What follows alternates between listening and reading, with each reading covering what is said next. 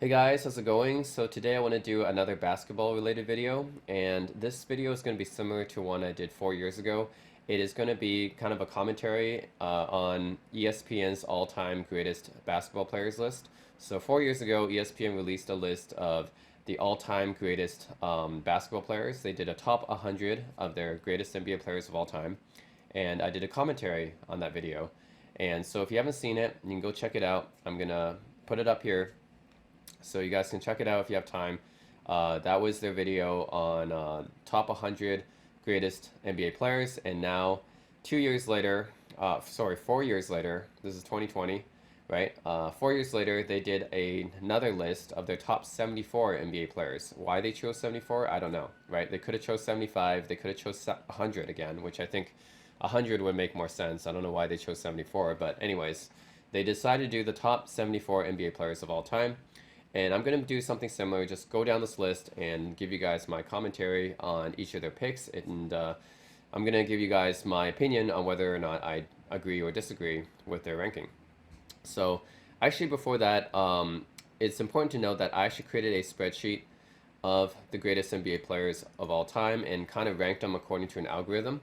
So I have the top 200 players. I put everyone who was at least a one-time All-Star into a spreadsheet, and then I calculated all their All-Star appearances, All-Star MVP, All NBA selections, all defensive selections now, whether or not they led the league in scoring, assists, or rebounding, Defensive Player of the Year. For players that were older or before Defensive Player of the Year existed, I just gave them one according to their leader in defensive win shares.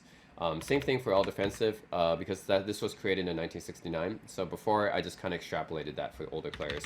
Rookie of the Year, rings, MVPs, Finals MVPs. Again, for Finals MVPs before 1969, I went by Bill Simmons' book of basketball to give them Finals MVP. Same thing for MVPs before 1956 as well. So for a lot of the older players, I tried to make this adjustment to make it fair for them. And then I did scoring average, rebounding average, and assist average. Now, this is not going to be normalized to 36 minutes per game because I think if you normalize it to 36 minutes per game, that actually penalizes players who played longer and actually had better stamina. So I think it's not fair to penalize players for actually playing longer, right? I think that's actually a talent in itself. So I'm just going by the raw scoring, rebounding, assist average. No adjustment for 36 minutes here because I think that's unfair. So I did that for career and playoffs. And then I did true shooting percentage, which I think is a better measure of their efficiency than just field goal percentage, because field goal percentage doesn't take into account free throws. So true shooting percentage and per, which I know is weighted towards offense, but I put it in here as well for both career and playoffs. And then I also add in their total career points, total rebounds, and total assists, and total win shares as well, because I feel like the longevity that a player has should account towards their greatness as well, right? So if a player played 20 seasons compared to a player played only 10 seasons, I feel like the one who played 20 seasons is going to be, they should have something to account for that, right? So I feel like longevity is also a talent. So that's what these career totals here are for. So I had that for playoffs and total career as well. So I add them all together. This is how I got this list of the top 200 players. And I can link it below if you guys want to look at it. But anyways, while I'm going through this ESPN list, I'm going to also look at how underrated or overrated a player is according to my own personal list, my own personal objective ranking based on my algorithms, right? So I'm not going by anything subjective here. I'm just going by just their awards, their accolades, their achievements, and their stats, both average and total. I feel like this is the most objective way to do it. And while I go through this list, this is what I'm going to be comparing it to. So I had this list before as well, but I adjusted this to add more defensive accolades in here as well, which before I think I was underrating defensive players, so now they're properly rated. And then I'm adding in the career totals as well, so that players who have longer longevity don't get penalized. So yeah, and just going by this list, I'm going to tell you guys a few players that are not on the ESPN all-time list, but I feel like should be. So I know they only did 74 players here. I don't know, again, why they chose 74 instead of 75 or 100, but anyways, I'm giving you some players that I feel like should have been in this list, but are not, okay? So I'm going to get to this list and go by one by each player and give my commentary on that in a second. But first, I'm just going to list off some players that are not in this list, and I feel like they should have been in this list, okay? All right, so first of all, I'm going to go over each player that I think should have been on this top 75 list, and I'm going to go over their awards and accolades and tell you why they should have been on this list, and also give you their ranking on my spreadsheet. So, according to the awards and accolades and stats, right? So first up, I have Dwight Howard. Dwight Howard is not on this list. I think he should have been. He's an 8-time All-Star, 5-time All-NBA, 5-time All-Defensive, 5-time rebounding leader, 2-time blocks leader, and he was one of the best defensive players and one of the most dominant centers of the modern era. I mean, certainly after Shaq, right? After Shaq, I think Dwight Howard probably the most dominant center after that. And he's not on this list, and he really should be, because if you look at his accolades, right, that's definitely enough for top 75. You can't name me 74 better players with a better resume than that, right? And I know a lot of people put down Dwight Howard because of his work ethic and his mentality, but if you just look at his stats, his awards, and his accolades, he definitely deserves to be up there, right? On my spreadsheet, he's actually number 31 all time. And yeah, like if you look at all his awards, right, 3-time Defensive Player of the Year, and his stats, right, averaged 17, 12, and 1.4 in his career, like he definitely should have been in the top 74 players list, right? In fact, he's actually he's top 40 on my spreadsheet. So definitely, I think that ESPN should have put him on his list. That was a huge snub. And then next up, I have Sam Jones. Sam Jones is a 10-time champion, 5-time All-Star, 3-time All-NBA. He should have been on this list as well. I mean, first of all, 10 rings. How many players have that many rings, right? And I know like some people may think of him as kind of a role player, but he really wasn't a role player. I mean, 3-time All NBA, 5-time All Star isn't really a role player. He was actually probably the second or third best player on that Celtics dynasty. So I know like Bill Russell played with Bob Cousy, with John Havlicek, but Sam Jones probably the next player, the next best player that he played with, and he was insanely clutch, right? So he should have definitely been on the top 74 players of all time. He's number 52 on my spreadsheet. And yeah, he averaged 18, 5, and 2.5 in his career. It's definitely not a role player, right? He's a multiple time All Star, so he should have been on this list. Hal Greer, I have next. 10-time All Star, 7-time All NBA. Now, Hal Greer's case is not as strong. I have him as number 81 on my spreadsheet, so actually outside of the top 74, but a good case could be made for him in the top 75 because he was on the NBA's 50 greatest players list, and he was probably the third best. So after Jerry West and Oscar Robertson in the 1960s, Hal Greer was the next player in the 1960s with the most All NBA selections, with 7 All NBA selections. So that's quite a lot. So Hal Greer should definitely be in consideration for this list as well. Then I have Dennis Johnson. Dennis Johnson is a 5-time All-Star, 4-time All-NBA, 9-time All-Defensive, 3-time champion, 1-time Finals MVP. And he was the best player on that 1979 Supersonics team that won the championship. And he's an all-time great defensive guard. And I feel like people just underappreciate defensive players. If you look at my list, he's number 57 all-time. So he's definitely in the top 75. 9-time All-Defensive is no joke. Average 14, 4, and 5. Like, I mean, not amazing stats, but still pretty good stats, right? And yeah, he should have definitely been in the top 74 list. Dennis Johnson is a pretty underrated player. And another guy that should have been on the all-time list is Dolph Schayes. So Dolph Schayes is a 12-time All-Star, 12-time All-NBA, one-time champion, and I also gave him a Finals MVP because he should have gotten one in 1955 when he won, but it didn't exist back then. So the reason why I think Dolph Schayes is left out is because in general I think 1950s players are forgotten, and I don't think many people even know about Dolph Schayes, right? I mean, if people are barely even know about Bob Pettit, who is another great player in the 50s, and he's better than Dolph Schayes. So if people don't remember Bob Pettit, they're not going to remember. It's odd. I think that ESPN just didn't put many 1950s players on their list. I think they put in Bob Cousy and George Mikan, but other than that, and Bob Pettit. But other than that, they basically didn't bother with the 1950s at all. So I think they just left them out because they just assumed the 50s is really like totally uncompetitive, and I don't think it's fair because I judge players based on their era. And you can tell Dolph Schayes is one of the best players of his era, right? 12-time All-NBA is not a joke. And he also led the Syracuse Nationals, which was, that was before the 76ers became the 76ers, right? He led them to the championship, and he was their best player, easily. So I think Dolph Schayes should definitely be in the top 75 all time if you're talking about just judging them based on their stats and accolades of their time, right? And this was a guy also averaged like 18 and 12 a game. So he was those were pretty good stats for the time. So yeah, Dolph Schayes should have been on there. Paul Arizin is another guy that should have been on there, and similar to Dolph Schayes, I think also forgotten because he played in the 50s. He led the Philadelphia Warriors, which was the team before the San Francisco Warriors, was the Philadelphia Warriors, to their championship. Also gave him Finals MVP because he was the best player on that team. So he would have gotten one back then. 10-time All-Star, 4-time All-NBA, 2-time scoring champion, and yeah, another guy that gets left out a lot of discussions just because he played too long ago in the 50s. So yeah, just the same thing with Dolph Schayes. If Dolph Schayes is not going to be remembered, neither is Paul Arizin.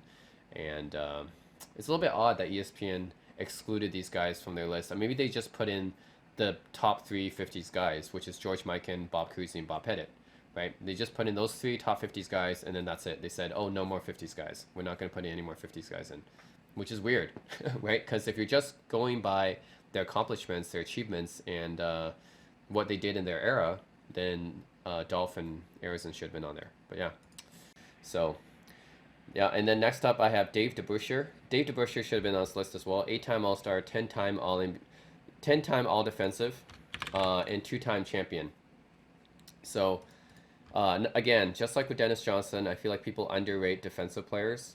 Dave DeBusschere is one of the best defenders of his era, and he averaged 16, 11, and 3, which are pretty good stats. And I think, yeah, he was one of the best defensive forwards of his era. So yeah, I definitely think that DeBusschere should have made this list. Speaking of underrated forwards and great forwards of the 1960s, there's Jerry Lucas, who for some reason is not on this list either. Jerry Lucas was a 7-time All-Star, 5-time All-NBA, 1-time champion, and he was one of the greatest rebounders of all time. I mean, if you look at his rebounding stats, he averaged 17, 15.6, and 3. He was one of only a few players to ever average a 20-20 in a season, right? I think the others are Wilt, Russell, and Nate Thurmond. So yeah, Lucas not on this list either for whatever reason. He was definitely one of the best, probably the second best power forward of the 1960s after Bob Pettit. So he should have definitely been on the top 74 list, even though I have him on top 77. I have number 77 on my spreadsheet, which is just outside the top 75, but still, like, he definitely could be in consideration, right, in the top 75. And then next I have Billy Cunningham. He's a 5-time All-Star, 5-time All-NBA and ABA, 1-time champion, and he was also an MVP in the ABA as well. So he played a few years in the ABA, but he made a mark for himself in both leagues, actually. And he was a pretty good player. He's actually number 73 on my all-time list, so he's definitely in my top 75. Definitely one of the greatest small forwards of all time, I think. If you look at his awards and stuff, if you count his ABA awards especially, I think he definitely deserves to be in the top 75. And if you look at his career averages of 21, 10, and 4, I mean, those are pretty good averages, right? That's a pretty well-rounded player. And yeah, just definitely one of the more underrated players that people don't think about, that averaged 21 and 10 and 4. And if you include his ABA credentials, which I know the NBA doesn't like to include, I think he should definitely deserve being in the top 75. So Billy Cunningham is another pretty underrated player. And then finally, Adrian Dantley, who I think is pretty underrated. He's not on this list either. He's a 6-time All-Star, 2-time All-NBA, 2-time scoring leader, and he's honestly one of the most efficient scorers of all time, right? So what's amazing about Adrian Dantley, and I have him at number 74 on my spreadsheet here. He averaged 24, 6, and 3 in his career. He had an absurd true shooting percentage of 61.7%, that's insane. That's more than any other perimeter player, basically. So one of the most efficient scorers ever, had more scoring titles in the 80s than a lot of other players. He had more scoring titles in that decade than everyone except for Michael Jordan and George Gervin, I believe. So he had more than Dominique Wilkins, Alex English, Bernard King, more than Mark Aguirre, Marcus Johnson, James Worthy, like all these other small forwards that were really great during the 80s. He had more scoring titles than all of them, right? So he should definitely be in the top 75 all-time list, I think. Then I'm going to list some ABA guys, and I know that this list is called the top 74 NBA players of all time, but honestly, to me, I think that the ABA should be recognized as part of NBA history because the ABA bought, like a lot of the franchises of the NBA came from the ABA originally, like the Indiana Pacers, the San Antonio Spurs. Those all originally were ABA teams, right? So if you're going to recognize their history, you definitely should recognize the ABA history, and they brought a lot of innovations to the NBA, like the three-point line, right? Now today's game's defined by the three-point line. That actually originally came from the ABA. So I definitely think that they should recognize the ABA awards and accolades and stats, but the NBA doesn't recognize that, which I think is very disrespectful. They really should recognize the ABA awards and stats, and if you do, then I think that these guys should also be added to the top 75 list. I think Dan Issel should be on there. Dan Issel was a six-time All-Star, five-time All-ABA, one-time champion. I include ABA awards in my spreadsheet here. So Dan Issel is number 49 on my all-time list. He's actually in my top 50. And he's just an incredible player, 23, 9, and 2. And because he played for so long, he's such a consistent scorer. He's actually number 11 on the all-time combined ABA NBA scoring list. So, yeah, if he's number 11 on the all-time combined scoring list, he should definitely be in the top 75, right? I mean, I don't know how you leave out a player like that, one of the greatest power forwards ever. Then you have another great power forward that's often forgotten is George McGinnis. Six-time All-Star, five-time All-ABA, two-time champion, one-time MVP, one-time Finals MVP, one of the best Indiana Pacers of all time. Solid 20 and 11 and 4 player. So he had actually similar stats to Billy Cunningham, but solid all-around player. And yeah, like on my spreadsheet, George McGinnis ranks number 51, right?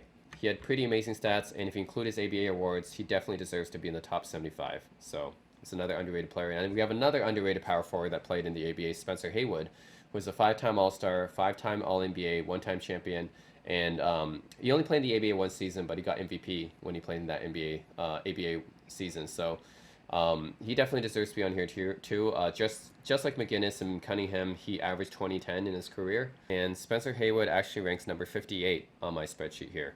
So he's one of the best Seattle Supersonics players ever, and a lot of Sonics fans probably don't remember him because he played such a long time ago, but he was actually one of the first Seattle Supersonics superstars. And I think along with Lenny Wilkens back then. So yeah, he definitely should be on the top 75 list if you include his ABA accolades. Then you got Connie Hawkins. Connie Hawkins is a five-time All-Star, three-time All-NBA, one-time champion, one-time MVP, one-time Finals MVP. The champion, MVP, and Finals MVP all came in the ABA. So that might be a reason why they left him out. But still, and plus his career was pretty short. But still, he had some pretty nice seasons with the Suns. And he ranks number 65 on my spreadsheet here. And his stats are pretty amazing too. 19, 9, and 4, which are pretty nice all-around stats as well. But yeah, left out of the top 75 and just forgotten in general, just like the other guys I mentioned, because he played part of his career in the ABA and his career was too short. So that was a problem. But if you include his ABA credentials, he should definitely be in the top 75. Then lastly, we got one of the most underrated players of all time, in my opinion, Mel Daniels. Seven-time All-Star, five-time All-ABA, three-time rebounding leader. He's the all-time rebounding leader in ABA history. He has the most rebounds in the ABA. Three-time champion, two-time MVP, and he was the leader of that Pacers dynasty in the ABA. So if you look at those credentials, right, three-time champion, two-time MVP, and leader of a dynasty, that's like Steph Curry, right, with the Golden State Warriors. Of course, I'm not saying that he's like Steph Curry or he's as good as Steph Curry, but still, if you look at his ABA awards and accomplishments, those are Steph Curry levels of accomplishment right there. And he has the same amount of accolades as him. So why isn't he on the top 75 list just because he played his whole career in the ABA, right? Which I think is unfair. Because a guy with this many accolades should definitely be recognized. He's number 38 on my spreadsheet here. Averaged 18, 15, and 2 a game. Like, yeah, I don't know why the NBA disrespects the ABA so much, because I feel like the ABA should be part of their history because they merged, right? The ABA merged in the NBA and the NBA took a lot of their traditions. They should definitely count the ABA's awards, accomplishments, stats into consideration, right? And if you do, then like Mel Daniels should be on this list. A three-time champion, two-time MVP. How can you leave him out of a top 75 list, right? So anyways, those are my gripes. Those are the players that I feel like should have been on this list but are not. So I just want to get those out of the way. All right, guys, so now I'm gonna go over the ESPN list and I'm gonna give you guys my commentary, my thoughts about each of the players they put in each position and whether I think it's overrated or underrated. Okay? And again, this is 74 players. I don't know why ESPN chose this number, but let's just go through. They start with number 74, who is Artis Gilmore. Now, Artis Gilmore, this is a rather odd inclusion on this list, I feel like, because this is I know they're not including ABA awards and achievements on this list. Like I said, I just went through all these amazing ABA players that they just omitted from this list, which should be in the top 75, right? But they include Artis Gilmore, which is and they include his ABA stats. This is his combined stats, NBA and ABA stats. So I'm confused on whether or not they're actually including his ABA achievements or not, right? Because if you're including his ABA achievements, then Artis Gilmore is actually a lot higher than this, right? If you look at my all-time list, and I'm including ABA achievements in my spreadsheet, Artis Gilmore is number 20 all-time on this list. I'm not kidding. He's probably one of the most underrated players of all time, if you look at his credentials, right? 11-time All-Star, he's 5-time first-teamer, 5-time All-Defensive, led the league in rebounding 4 times, led the league in defensive win shares for 4 times, and averaged 19, 12, and 3, like the ESPN list says. For a guy like this, if you include his ABA awards, he was probably the most dominant ABA center and probably the second best ABA player of all time, next to Dr. J. If you include his ABA awards and achievements, he should be much higher than number 74, right? He's number 74 on this list, but he should be a lot higher than number 74. He should be in the top 30 if you include his ABA achievements, right? But here they have him number 74, and it's also confusing because, okay, maybe they're not including his ABA achievements, but if you're not including his ABA achievements, he's not in the top 75. He's actually more in the maybe 110, 120 range, I think, if you just include his NBA achievements. So I'm really confused here, right? So why do they have Artis Gilmore? Is this some kind of like a compromise? But if you're compromising, why do you not have Dan Issel in here, right? Dan Issel spent like more than half his career in the NBA, and he was pretty good too, but he's not on this list. So it's weird, right? That's odd to me. Or Spencer Haywood, who actually spent a lot of his time, the majority of his time in the NBA, actually, compared to the ABA. So it's weird that they have Artis Gilmore here to me, because if you include his ABA achievements and awards and stats, he should be a lot higher than 74. If you don't include it, he shouldn't be on this list. So I don't know. Anyways, either way, I disagree with him being number 74 on this list. And I do think that he should have. I do think that this list should have included the ABA awards and achievements, like I said. So this is way too low for him, right? If you include his ABA awards and stats, and he's a one-time champion, one-time MVP, one-time Finals MVP in the ABA, he should be in the top 30, right? So they have him ranked way too low here if you include his ABA accomplishments. 73, Dikembe Mutombo. I'm actually okay with this one. I think I have him ranked pretty similarly.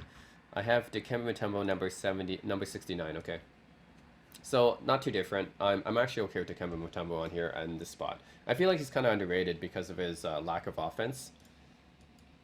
And I know a lot of casual fans, most NBA fans actually care more about offense than defense. And this is probably why you don't see Ben Wallace on this list. Although Ben Wallace does have kind of a case for being in the top 75. I have him more in the top 90, top 80 range. But and it's no doubt that Dikembe Mutombo is better than Ben Wallace. But yeah, I think that defense is kind of underrated. But so it's nice to see Dikembe Mutombo on here. I feel like he's underappreciated for his defense. And then they have Damian Lillard, which is a very odd selection. So this is going back to the first list that ESPN made, which I felt was too biased to recent players. And it looks like they're continuing this trend here.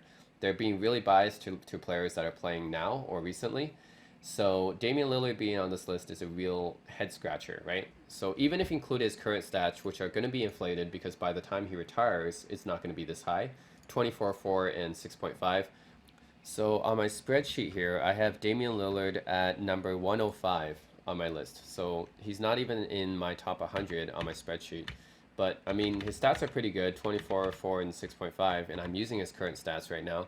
But the problem is Dame just hasn't played enough seasons yet, and he needs to have more longevity. And I think that's a general problem with this recency bias here on this list is they're using a lot of current players and ranking them way too high because they're basing that fact off of their play in the future, right? So they're assuming that maybe Damian Lillard is going to get a few more All-NBA selections or a few more All-Star selections, Maybe he might win a ring or something like that. But how can you predict that kind of stuff, right? Like he might be injured.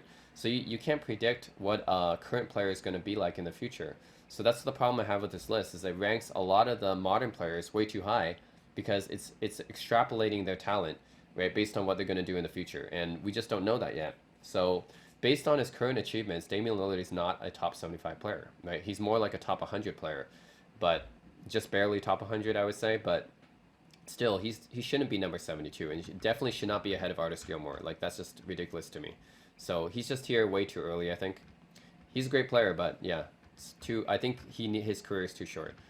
Then Bob Lanier. Bob Lanier is, I think what I have him ranked on my list here.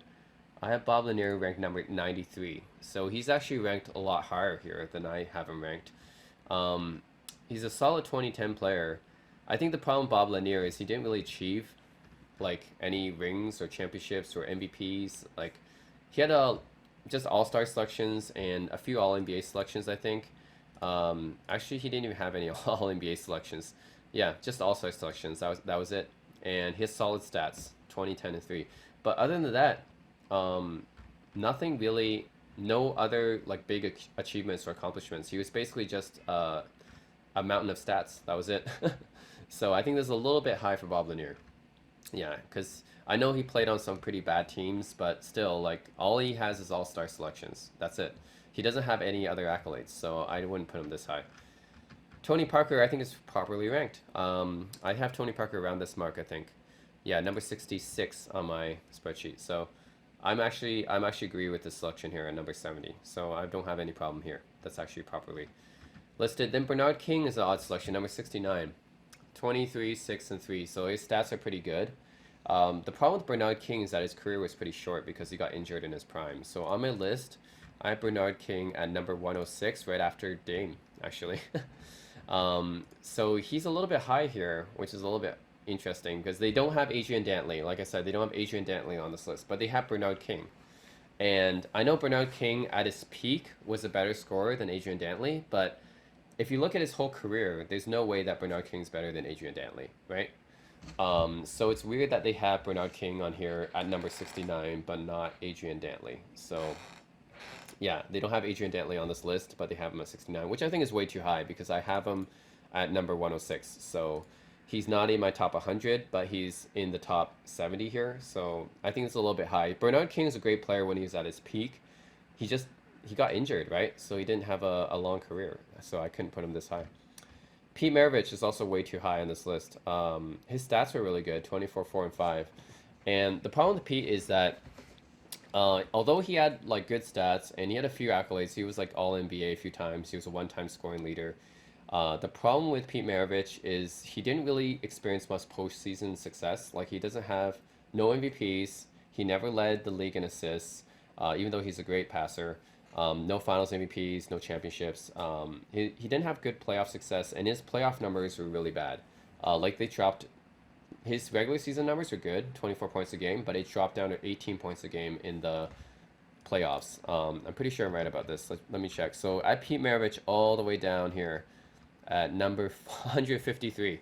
Yeah, and I have him really low because, so the cool thing about my spreadsheet is that you can see exactly what goes into the calculations for each player.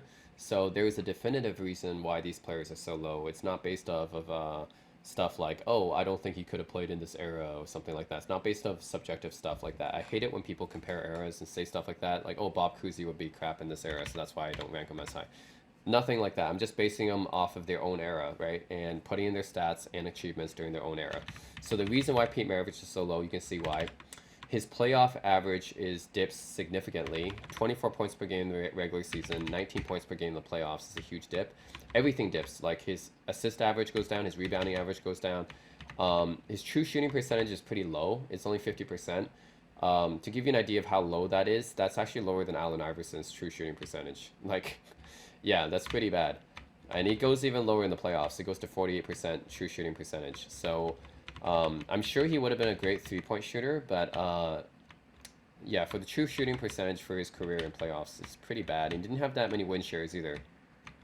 He was injured fairly often in his career. He only had 48 win shares, which is pretty low. So that's why I Pete Maravich ranks so low, and I feel like he's maybe a little bit overrated.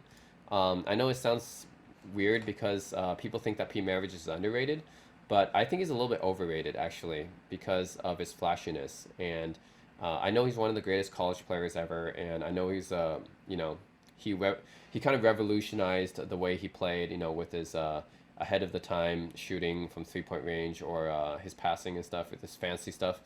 But none of it translated into playoff success, and you can see that, you know, he actually wasn't very efficient. If you looked at my spreadsheet there, and these stats are all from Basketball Reference, right? By the way, so that's why I don't have him very high. So 68 is just way too high for Pete Maravich. I have him all the way down in the 150s. So yeah, like I have guys like Gail Goodrick should have been ahead of him. Obviously, Gail Goodrick is not on this list. David Thompson should have been above him, right? I don't think David Thompson's on this list either. And David Thompson's another great player.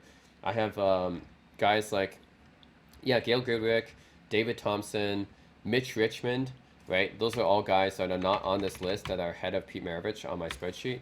So, yeah, he's way too high here. I feel like if you look at his regular season stats and his flashy skills, it's really good. But if you look beyond that, just look at the deeper analytics. He wasn't very good. Um, and then Alex English at number 67, which is actually higher than what I have him ranked. I have Alex English at number 86. So it's a little bit higher, not by much, but yeah, 67 to 86 still. Yeah, I think he's ranked too high on the ESPN list. Um, Alex English was a great scorer. He was an efficient scorer too. He was the best, not the best scorer of the 80s. That would be Jordan and then Gervin and then Dantley after that. But he scored the most points in the 80s, if that makes sense. So yeah, I think they ranked him a little bit too high on this list. He just didn't have enough accolades. He didn't win any championships. Doesn't have any MVPs. He was the only three-time All NBA. I mean, he's definitely a top 100 player, but I wouldn't put him at number 67. Dave Cowan's at number 66. A little bit too low, actually. I think this is a little bit too low for ESPN. I think he should be higher than that. Dave Cowens is number 54 on my list. He was a great player. 17 points, almost 14 rebounds a game. He was an incredible rebounder. 4 assists, almost 4 assists a game. He's also almost a pretty incredible passer for a center, right? I don't know why they have him so low. Dave Cowens is pretty good. So I actually did a poll in my Facebook group on the best center of the 1970s after Kareem, right? So obviously everyone knows that Kareem Abdul-Jabbar was probably the best center of the 1970s, so we don't need to list him. But after him is a little bit more contentious about who's the greatest center, right? It might be Bill Walton, who had a really good peak but didn't have a very long career. It might be Dave Cowens, right, who I put on there. It might be Artis Gilmore or even Moses Malone. A lot of people voted for Moses Malone as well. Dave Cowens scored really high in that poll. I think Artis Gilmore got the top spot because if you include his ABA achievements, Artis Gilmore should be way higher than what he's ranked on that list. Like I said, Artis Gilmore should be in the top 30 if you include his ABA achievements. But after Artis Gilmore was actually Moses Malone, but I don't really count that because Moses only had really had 2 good seasons in the 1970s. I think of Moses as mostly an 80s player, not really a 70s player. So I don't really count him. And then Dave Cowens was next on that poll. So he got the next highest amount of votes. And he should be because he was a great player. He's a one-time MVP. He's a 2-time champion, right? And he was one of the greatest rebounders, right?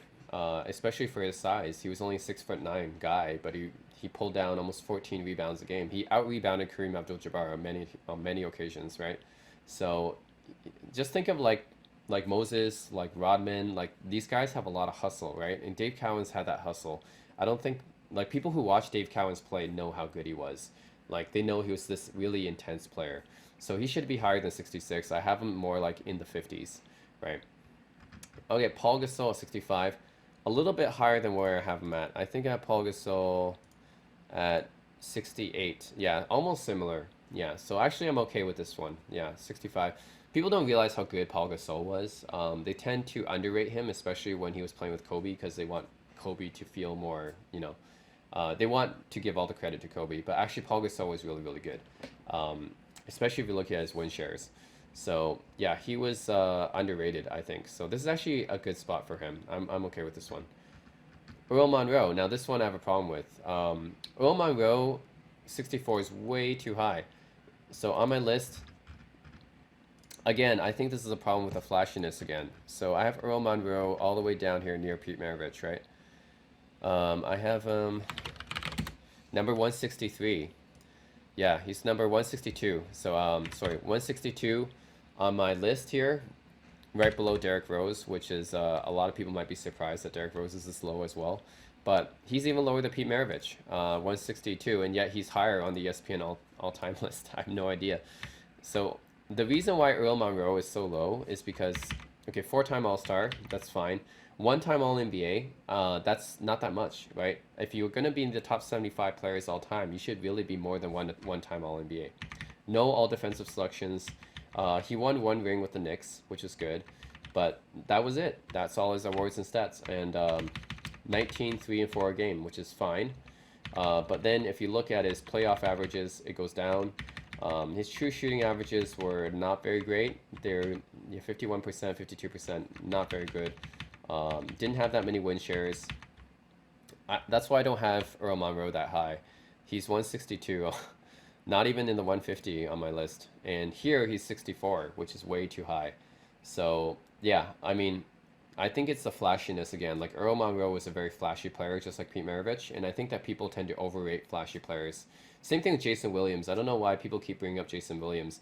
He's not even in the top 200 players. He's not on my spreadsheet at all because he was never an all-star. But people overrate Jason Williams as a passer because of his flashy passes. And same thing, just flashy players I think they get more overrated because people think they're better than they actually are because of their yeah, because of what they're doing on the court, right? So, yeah, that's why I think that Earl Monroe here shouldn't be here. I mean, his stats were fine. He just didn't have many accolades, though. I mean, he just a four-time All-Star, one-time All-NBA, and he won a ring with the Knicks, and that was it.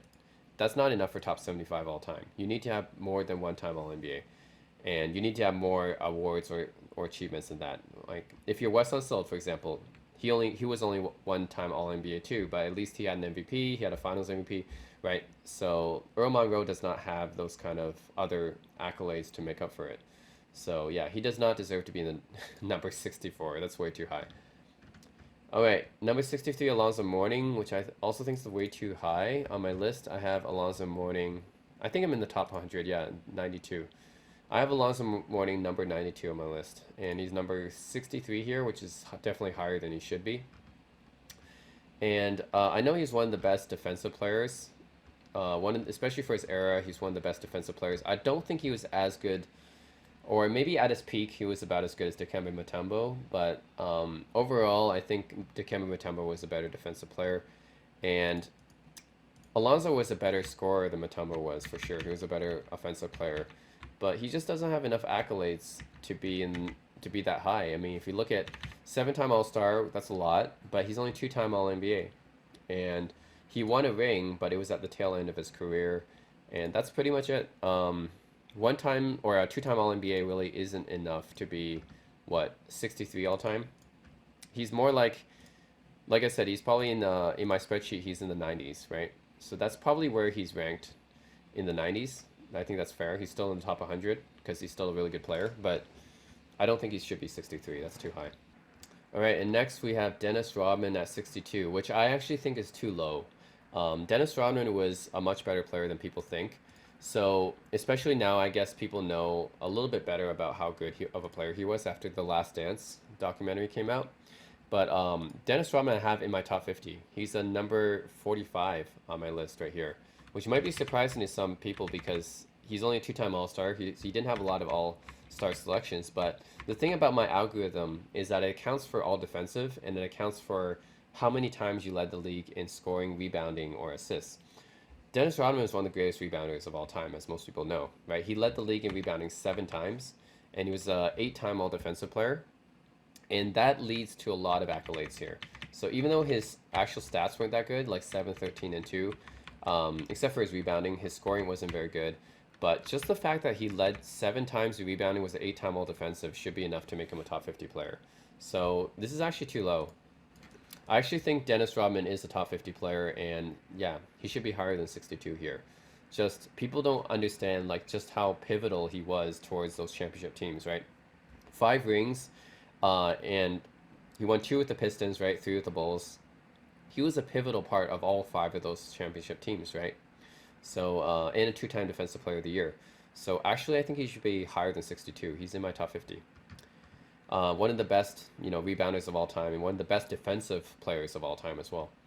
So then Robert Parrish at 61, which is a little bit higher than where I have him. I have Parrish at, actually no, I have Parrish at 60. So it's actually very, very close to where I have Robert Parrish. Okay, so no, never mind. Robert Parrish is in a good spot here.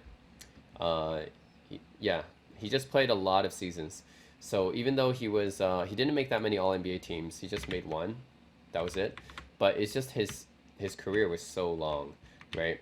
I count for career totals here. So he scored 23,000 points, almost 15,000 rebounds. So I don't agree with Robert Parrish being ahead of Dave Cowens, though. I definitely think Dave Cowens was a better Celtic center than Robert Parrish, and I'm pretty sure most people agree that Dave Cowens, in his prime especially, and I know it's probably because Dave Cowens didn't play enough, but still, like, if you're talking about like a player's talent and skills, and if you look at the stats and awards and accolades, Cowens should be higher than Parrish. Parrish just played a really long time, right? He just played a really long time, but Cowens is probably the more talented player, a better rebounder, and a better offensive player as well. So yeah, they have Parrish ranked ahead of Dave Cowens, which is not right. Yeah, Parrish should be below Dave Cowens. So, anyways, this is about right, but Dave Cowens should be higher. Willis Reed at number 60. I think this is a little bit low, right? Willis Reed is number 47 on my list. Yeah, it's a little bit low for me. I have Willis Reed a little bit higher than that. So the thing about Willis Reed is he had a very short career. He only played 10 seasons. But, I mean, his stats are pretty good, 19 and 13 rebounds a game. And he had a lot of accolades. He was a one-time MVP, two-time champion, two-time Finals MVP. He's just a solid career, even though it's short. So yeah, I think even though his career was short, he's still in my top 50. So I think Willis Reed should be in the top 50. He's a little bit too low here at number 60. Yeah, I mean, if you consider just all his accolades together, right? And I know that some people think that Walt Frazier should have gotten the 1970s Finals MVP and not Willis Reed, but still, like the fact that he led that team to that championship as the captain, right? I think that's why they gave him that Finals MVP. But I'm treating all awards very equally, right? I'm treating every award the same as any other awards. So like, I'm not saying that he should have gotten robbed or he got robbed or he should have gotten this or he shouldn't have gotten this. I'm not going to go into these hypotheticals here.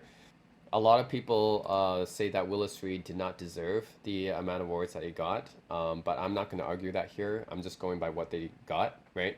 So I'm just trying to treat everything very equally here. And according to my calculations, right, based on his stats and his awards and his achievements, he should be higher than 60. He should be a top 50 player.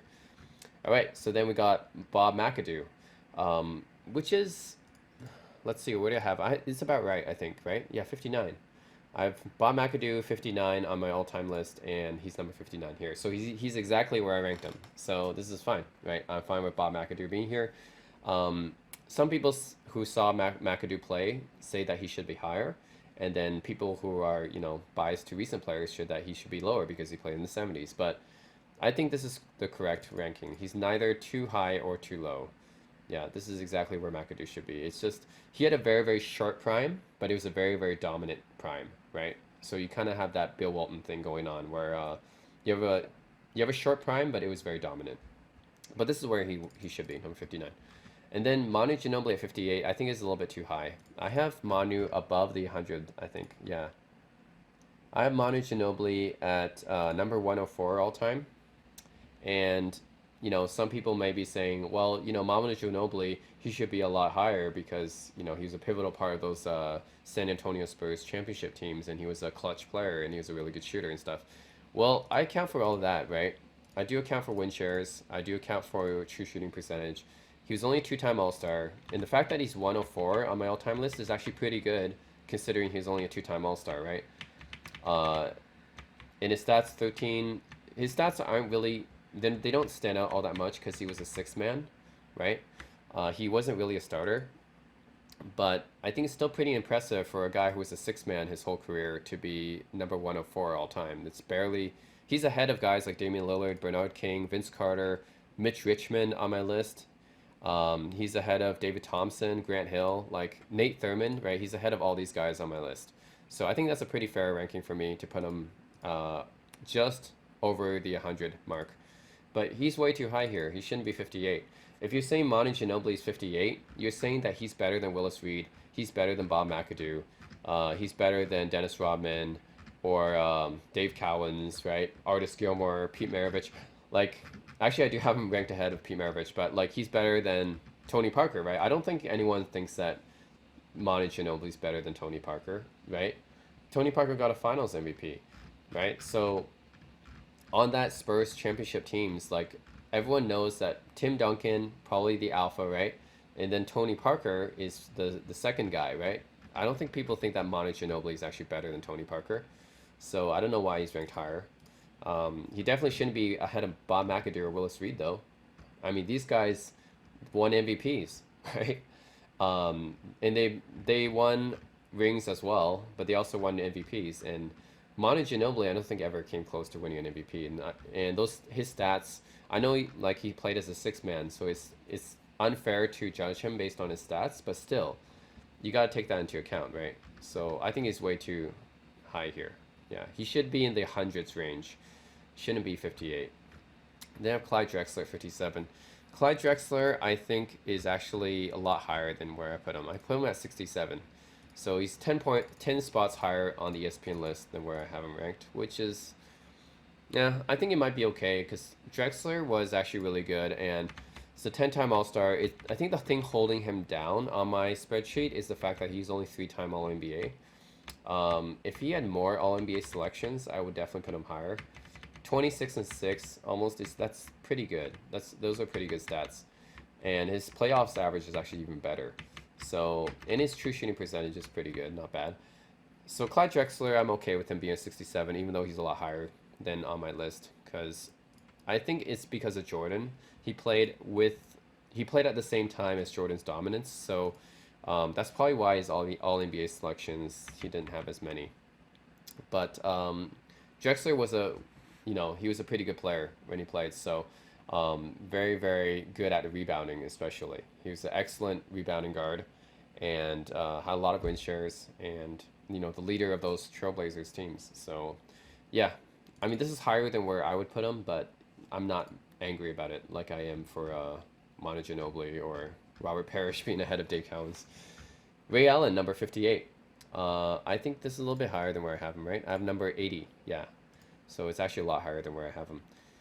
So Ray Allen, again, similar reason to Clyde Drexler why my spreadsheet doesn't rank him very high is because, so 10-time All-Star, that's a lot, right? Just like Drexler is a 10-time All-Star. The problem is only one-time All-NBA, and All-NBA selection is important because it's based on whether or not you're the best at your position or even second best at your position, right? Now, the thing about All-Star selections is that All-Stars, that's based on fan voting. That's based on your popularity, right? So 10-time All-Star is good. That's a lot. That means the fans voted you in 10 times, which means you're popular. But the really important one is the All-NBA selections because it means, you're competing with other players at the same position, right? And if you're only one-time All-NBA during your entire career, and Ray Allen had a pretty long career, then that's probably why it's ranked. I'm ranking him a little bit lower, right? And I know he's a super clutch player. He's a really good three-point shooter. And if you look at his win shares and true shooting percentage, it's actually pretty good. Like true shooting percentage, 58%. That's amazing, right? He's a great shooter. And I'm not debating the fact that he was a great shooter or anything like that. I know he's a clutch player. He's a great shooter. But I'm still putting him in the top 100. I'm putting him in at number 80 on my spreadsheet. So he's still ranked fairly high on my list. Just he's not ranked number 56, which I think is way too high here. Yeah, I think he's not. He's just one-time All-NBA is just not enough to put him in that spot here. I definitely think that he should be more, even if I were to bump him up a little bit, like maybe in the 70s even, but not the 50s. Yeah, it's a little bit higher. Then Vince Carter, and this is a really weird It's another weird thing I have with this list, right? Are they ranking players based on longevity here or what? Like Vince Carter, okay, he has great longevity. He played the most seasons out of any player in NBA history, right? So he deserves credit for having that longevity. He just retired. So, I'm not going against Vince Carter. Obviously, I'm from Toronto. So, like, VC was a lot of our idols growing up. He was a great player, especially in his prime, right? But I wouldn't put him ahead of Ray Allen. I wouldn't put him ahead of Clyde Drexler. Like, this is too high for Vince Carter. And I think I have him all the way down at number 107, which is still not bad considering, like, I have top 200 players, and there's a lot of players that never even made it onto this list, right? So Penny Hardaway, for example, didn't even make it onto the top 200 list. And I know that sounds crazy, but that's what my algorithm tells me is that Penny Hardaway is not in my top 200, and Richie Guerin's not in my top 200. Mark Price are not in my top 200. Vince Carter at 107 is actually pretty good, right? And I do account for his career totals because the career totals does factor into my calculations. I know he scored almost 26,000 points. That's great, but come on, is he? He's not better than Ray Allen. He's not better than Clyde Drexler, and Willis Reed, Bob McAdoo. Like, you saying that he's ahead of all these guys? Come on. Like, no, Vince Carter shouldn't be this high. I mean, yeah, he was great in his prime, but I mean, just look at his again, one-time All NBA, right? He was the best or second best player in this case, second best shooting guard, one time, and that's it. He doesn't have any championships. He has 8-time All-Star selections, which is good, but like I said, take that with a grain of salt because All-Stars are based on popularity. Um, and that's it. No championships, no MVPs, no Finals MVPs. Didn't lead the league in anything. Just really just one-time All NBA, and he scored a bunch of points in his career because he played for a very long time. But I'm not putting Vince Carter ahead of any of these guys. I don't think he should be ahead of any of these guys. So this is way overrating Vince Carter here. I don't think he's number 55. That's pretty crazy to me. He should be more in the top 110 range, which is where I have him. 100, 110. Yeah. Again, nothing against Vince Carter. Great player, but don't think he's better than these guys. And I have a ton of guys ahead of him on my all-time list as well. I even have Chris Bosh ahead of him, and he's not on this list either. So, all right, next, Paul Pierce, 54. This actually might be close to where I have Paul Pierce. Where I have Paul Pierce at? I have him at number 64. Okay, so this is definitely higher than where I have Paul Pierce at. About 10 spots higher, and I think the reason I have him a little bit lower is because, again, one-time All-NBA, and All-NBA is very important to me because, like I said, it's how you determine how good you are relative to other players at your position, right? But it definitely affects his standing on my spreadsheet and on my ranking as well. So, and his stats are decent, 21, 6, and 4, pretty good, right, for his career. But yeah, I think the main thing that weighs him down on my ranking is the fact that he's only one-time All NBA, and I know he has a Finals MVP and he's a champion. I have that all factored in. But still, 64 on my list is number 64 on my list is pretty good. Number 54 on the ESPN list is a little bit higher than where I had him, but I'm not mad about it. I'm not mad about it the way I'm mad about Vince Carter, because Vince Carter on the ESPN list, this is like, what, like 60 spots higher than where I have him, whereas Paul Pierce is only like 10 spots higher than where I have him. So that's, I'm not angry about this one, or Drexler, but yeah. The Vince Carter one is ridiculous, but this is actually maybe okay, Paul Pierce being there. Gary Payton at number 53, this actually might be close to where I have him. Number 42 is where I have him, so this actually is underrating him, I think. I have him much higher on my list. It's probably because I value the all-defense a lot. So 9-time All-Star, he's a 9-time All-Defensive player, 7-time All-NBA. Yeah, he's a lot higher on my list because of those reasons, right? He's a 9-time All-Defensive player, so he should be higher than number 53. So he's in my top 50. So yeah, Gary Payton, a little bit underrated here.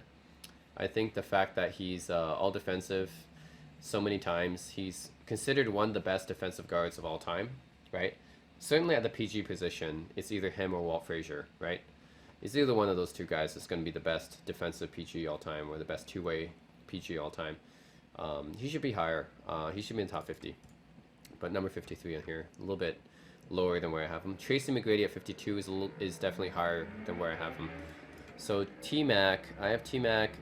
He's definitely my top 100. He's number 82 in my list. The thing about T-Mac is he does have a lot of All-NBA selections.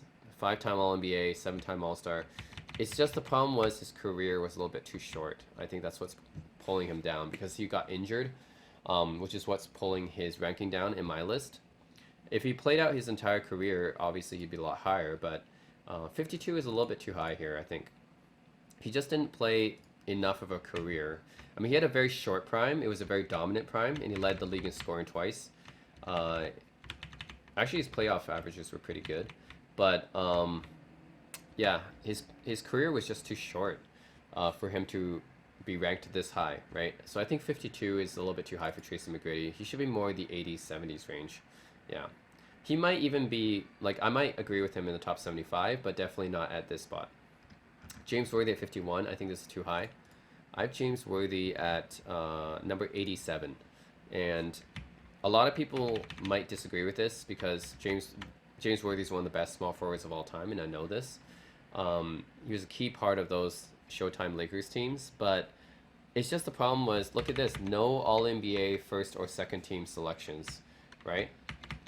So that means that I know it was a stacked decade full of small forwards. I mean, you had Marcus Johnson, you had Alex English, you had Adrian Dantley, Mark Aguirre, Dominique Wilkins, right? Larry Bird, obviously, Bernard King, right?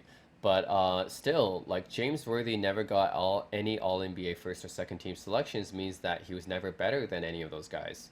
So why, like, that's why I haven't ranked like lower, right? Number 87 is still in the top 100, so obviously he's still pretty good, but I don't think he's number 51, right? Number 51 means he's barely on the cusp of the top 50 NBA players of all time. And his stats, 17.6, 5, and 3 are okay, but they're not stats that suggest to me that he was a top 50 player, right? And I know that these stats are kind of, it's because he played with Kareem and Magic, and I know those stats are kind of subdued because of that. But still, I'm not going by the what ifs here, right? I'm just looking at what I have, which is the raw stats, the numbers, the accolades that they got. I'm not playing any hypotheticals here. Like, what if Arvydas Sabonis played his prime in the NBA? I'm not going by that. So, James Worthy, I think is ranked way too high here. I have him probably in the top 100, probably top 90, or even 80s is where he should be. I don't have him number 51. That's way too high. Yeah, he's not all NBA, first team or second team at any time in his career, which means he was never better than Alex English or Adrian Dantley or Dominique Wilkins or, I know he's not as good as Larry Bird, but still, he should at least be having some all NBA second team selections if he wants to get up to this level. So sorry, James Worthy, but yeah, I think you're ranked way too high here. All right, next up, Wes Unseld. I'm glad that they put Wes Unseld on here. I actually didn't even think that he was going to make it, but it's good that they acknowledge him, but this is way too high. Wes Unseld is number 70 on my list, and again, the reason is because he's only one-time All-NBA, which means that he was only the best center in his league during his career one time. That was it. And he led the league in rebounding. He was an MVP. He was a champion. He was a Finals MVP. I know that. I get that. He wasn't that good at scoring, right? 11 points a game, but he was an excellent rebounder, especially with his outlet passes. He's a really good passer as well. So excellent rebounder and passer. 14 rebounds a game, almost 4 assists a game is great for a center, right? That's one of the best passing centers ever. So definitely, I'm giving him credit there, but still, number 70 all time is where I have him ranked, and he's number 50 here. So he's actually ranked much higher than he should be, and there's nothing to me that suggests why Wes Unseld should be ranked higher than Bob McAdoo or higher than Willis Reed or higher than Dave Cowens, right? These guys all won MVPs as well. They were much better offensive players than Wes Unseld was, and almost as good a rebounder too and passer. Like especially Cowens. Cowens was probably just as good a rebounder, just as good a passer as Wes Unseld was. So he should definitely be higher than Unseld. Willis Reed, again, much better offensive player, just as good a rebounder, almost as good a passer, and McAdoo up there as well in rebounding and passing. So I think all three of these guys should be ahead of Wes Unseld. Also, they won more chips, right? Willis Reed won 2 Finals MVPs and 2 rings, right? Cowens won 2 rings, McAdoo won 2 rings, and I don't think Wes Unseld is better than those guys. So that's another weird thing, right? I don't know why they ranked Wes Unseld ahead of Dave Cowens and ahead of Willis Reed and ahead of Bob McAdoo. I think if you asked anyone, and I did a poll in my basketball group again, these are guys that all watched the NBA back in the 60s and 70s and 80s. I don't think Wes Unseld got any votes at all. Like, it was like Artis Gilmore, sorry, after Kareem, right? After Kareem is Artis Gilmore in the 70s. Then it was Moses Malone. Then it was Dave Cowens. And after him, I think it was Bob Lanier and Bob McAdoo. And Nate Thurmond even got some votes as well. I don't think anyone put Wes Unseld really in that top tier category. So I know he was a great like team player, right? He did all the dirty work under the glass, but I mean, just his stats and his awards don't really match up. He's only All NBA 1 time and only averaged 11 points a game. Excellent rebounder and passer, but still, like, it just doesn't match up, right? I don't think he should be number 50. He's still like in the top 75, but he shouldn't be ahead of Dave Cowens. He shouldn't be ahead of Willis Reed. Um, he shouldn't be ahead of. I don't think Nate Thurman's on this list, right? Yeah, Nate Thurman's not on this list either, which is kind of a snub, I think, but it's fine because Nate Thurman's actually not very high on my list either, unfortunately. I do think that Nate Thurman should be in the top 100 if we're just talking about impact, because I do remember Willis Reed and Wilt Chamberlain and Kareem. They all talked about how Nate Thurman is one of the best defenders in the game, but just yeah, unfortunately, he I think it's because his shooting percentage is too low, right? Yeah, 47%. It's terrible for a center. So yeah, I think his shooting percentage was too low, and he didn't have any All NBA selections because he played in a time with Wilt Chamberlain and Kareem and Bill Russell. So that's why. So unfair or not, Nate Thurman is not in my top 100. So yeah, that's fine. But yeah, Wes Unseld is just way too high here. He should not be ahead of Dave Cowens or Willis Reed. Reggie Miller at number 49 is also too high, I think. And this is really weird because Ray Allen is what? He's number on this list, on the ESPN list, he's number 56. And Reggie Miller is ahead of Ray Allen. And that's really weird, right? I don't think anyone would consider Reggie Miller better than Ray Allen, right? Because Ray Allen made more three-pointer shots, and he also has pretty much better stats in every way. So it's so weird that they put Reggie Miller ahead of Ray Allen. Almost everyone I know would probably put Ray Allen higher than Reggie Miller. And I have Reggie Miller dead 100 on my list. So he just makes the top 100. And the reason is because he was never All NBA first or second team. He was third team a few times, but I don't count third team because that's unfair to older players. He was never first or second team, and he never had any other awards other than All-Star. He's just a 5-time All-Star. Didn't really have any other awards, so that's why he's so low here. But he's actually still in the top 100 because of his win shares, I think, and his true shooting percentage, which is really good. His true shooting percentage is 61%, which is amazing. And he has a lot of win shares. I think like 130, is that right? Yeah. So I think that's what puts him in the top 100 in my list. So he's still a really good player, but I don't think I would know anyone who puts him ahead of Ray Allen, right? Ray Allen is pretty much a better player than Reggie Miller in like every way, right? If you're talking about shooting, which Reggie Miller was really good at, even Ray Allen was a better three-point shooter, right? Shot more threes, made more threes, so broke all of Reggie Miller's records. So I think 49 is way too high. I have Reggie Miller dead 100 on my list, which means he's not in the top 75. So I don't know why they put Reggie Miller ahead of Ray Allen, but here he is ahead of Ray Allen. It's just bizarre. And then next is Bill Walton, which is a little bit interesting because this means that they're going by their peak now. Because Bill Walton on my list, unfair or not, he's number 99 on my spreadsheet. And I know he should be higher than this because he was a great player when he was healthy. But the problem was just his career was too short. He wasn't healthy enough. I know he was a 2-time champion, 1-time MVP, 1-time Finals MVP. When he was healthy, he was probably the best center of that decade next to Kareem. But his career was just too short. So I can't put him any... I mean, I would probably put him higher, like personally, but according to my algorithm, it puts him at a 99 because his career is too short. Um, I would probably put him in the 70s, maybe at most, it's like 70s or 60s, but I would not put him in the top 50 just because his career was just too short. Like, you really only got two healthy seasons of Bill Walton, and that was it. And if you're going by what ifs, then why not put David Thompson in here, right? Why not put Arvydas Sabonis in here? Like, I don't want to play the what if game, because that means that there could potentially be a lot more players in here, but you never know, right? Like Grant Hill, maybe Grant Hill should be in here. Maybe Derrick Rose should be in here. There's like a lot of what ifs. So they're playing the what if game here, and I think Bill Walton, like if you just judge Bill Walton based on his two healthy seasons, he's not number 48. He's more like, well, on my spreadsheet, he's in the top 100. But even if you were to elevate him more than that, I wouldn't put him more than 70s or 60s, right? If you're talking about peak Bill Walton, that's a different story, but we're not judging athletes based on their peak here, right? Because that would be a totally different list. So, yeah, this is too high. I don't know why. They put Bill Walton really high here. Maybe they're just judging by his peak, but that's a really different list, right? Bernard King should be a lot higher if you're judging based on peak, right?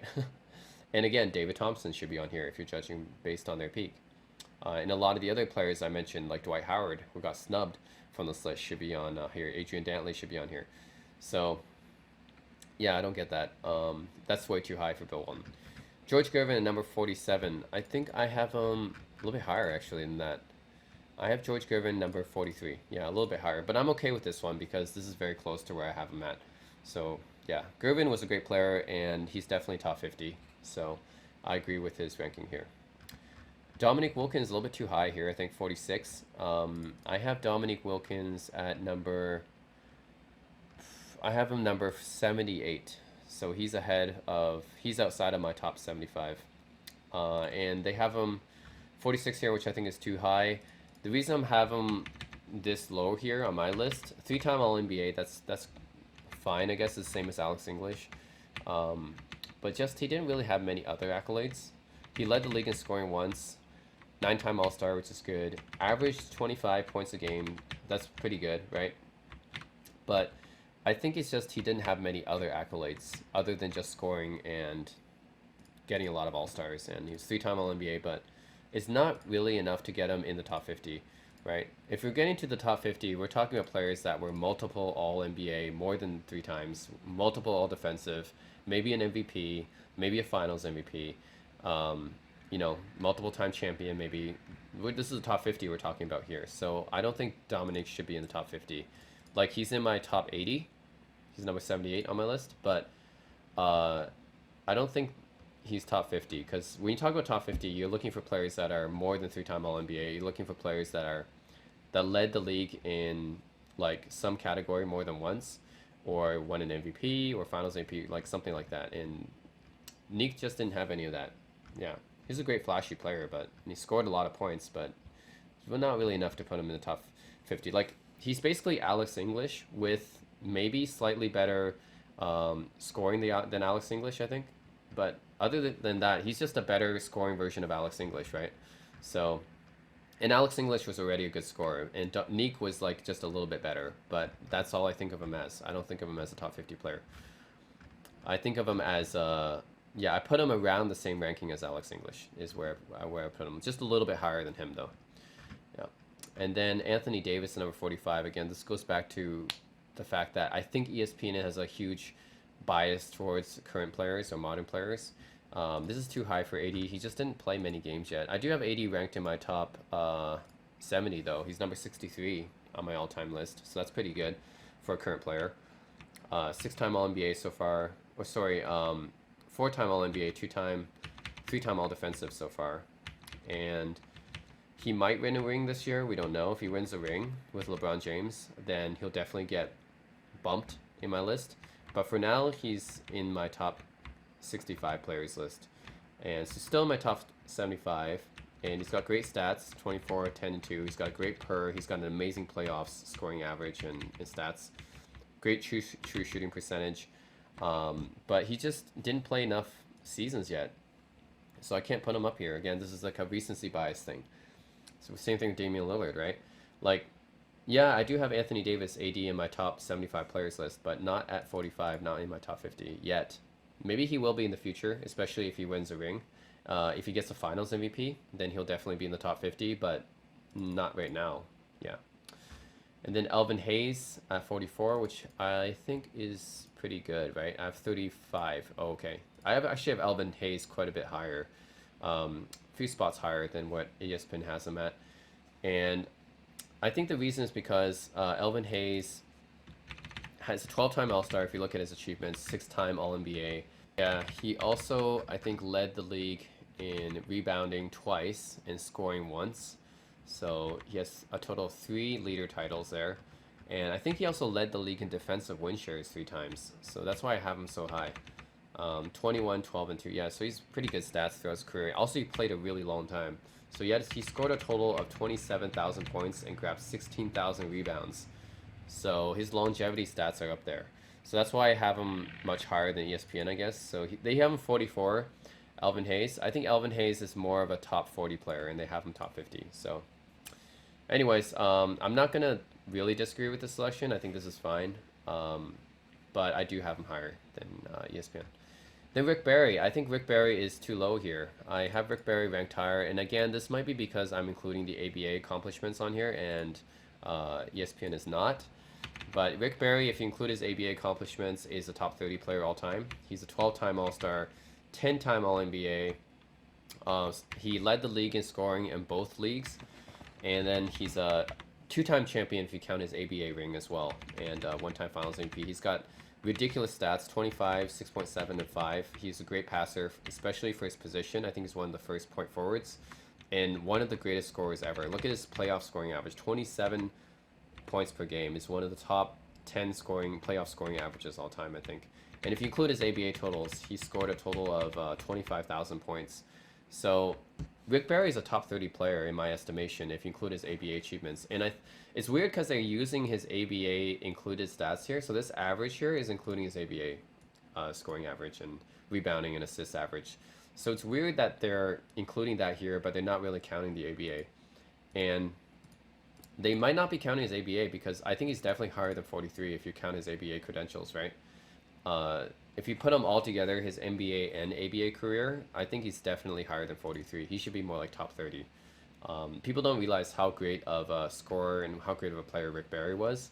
But let's just say that I think he's generally underrated because people didn't really, like, he's from the 70s, and the 70s are pretty underrated in general. But he also led a team with no other All-Stars to the championship, which only Dirk Nowitzki, Ben Wallace, and Hakeem Olajuwon was able to do, right? So it's not very common to be able to do that. It's a pretty incredible feat, right?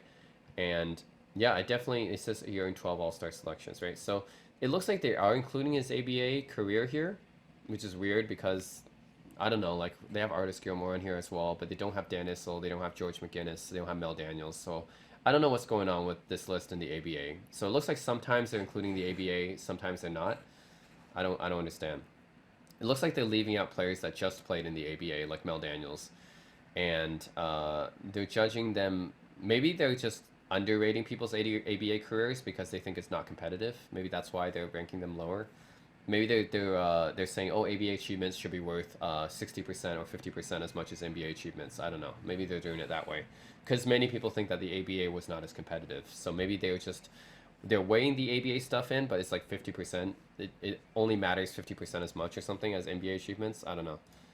But yeah, I think Rick Barry should definitely be higher than 43. He's more like a top 30 player, and I have him number 29. So yeah, one of the best scorers ever, right?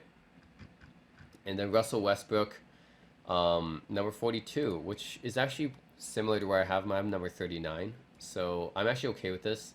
Russell Westbrook is a statistical beast, and he's just like the Oscar Robertson of this era. And I think a lot of people don't like Westbrook because they think he's a ball hog and he's a stat stuffer, which he might be. But still, like, the fact that no one else really puts up the numbers that he has is pretty incredible. So, and he also won MVP, and yeah, just incredible stats, and didn't win any rings or anything, but I think his stats and his MVP is enough to put him over the top here. So yeah, this is about where I have him too, so I'm fine with that. And then this is the last one for this page here is Bob Cousy at number 41. And I have Bob Cousy a lot higher than this because I judge players based on their era. I don't judge players based on how well they would do in this era. So if Bob Cousy, you're gonna say, would he be able to play in this era? Probably not. But I don't care about that. I judge them based on what they can do in their era, right? So Bob Cousy I have ranked actually number 21 all time. So he's actually almost in my top 20, and he's number 41 here. So the reason I have him so much higher is because just look at his accolades and achievements, okay? And I have to judge every player the same, right? I'm not gonna I'm not gonna weigh modern players, better than older players, which I think ESPN and a lot of fans are doing because that they have recency bias and they think, oh, modern players would be able to dominate in the older era, so we're just gonna put modern players ahead. Well, I don't do it that way. I judge players based on their own era, which I think is more fair, right? Because in the future, right, you're gonna have better and better players, and how are you gonna calculate everything, right? Are you gonna say 50 years from now there's a player twice as good or five times as good as Jordan? Like, doesn't make any sense. So I just judge them based on their era, and in his era, Bob Cousy was amazing. He was a 13-time All-Star, two-time actually this is 12-time All-NBA, two-time All-Star MVP, 12-time All-NBA, 8-time assist leader. That's the most assist titles all time, next to John Stockton. And then he has 6 rings. 6 rings is just as much as Kareem, just as much as Jordan, right? That's a lot of rings. And he has, I gave him an extra MVP because of Bill Simmons' book. He actually should have won MVP in 1955, which is why he's probably a little bit higher than where most people put him, because he actually only won 1 MVP, but I put another one here because this was before they handed out MVPs.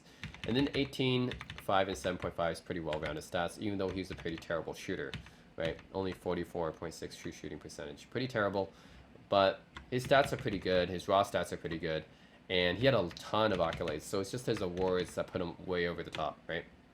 So they have him ranked number 41 here. I think just based off his awards, the fact that he led the league in assists 8 times, which means he was far and away the best PG of his era, right? And a 12-time All-NBA is just amazing. So I think they're underrating him here, and I get it. It's probably because of the fact that they're putting older players lower and then modern players higher, and that's not fair in my opinion.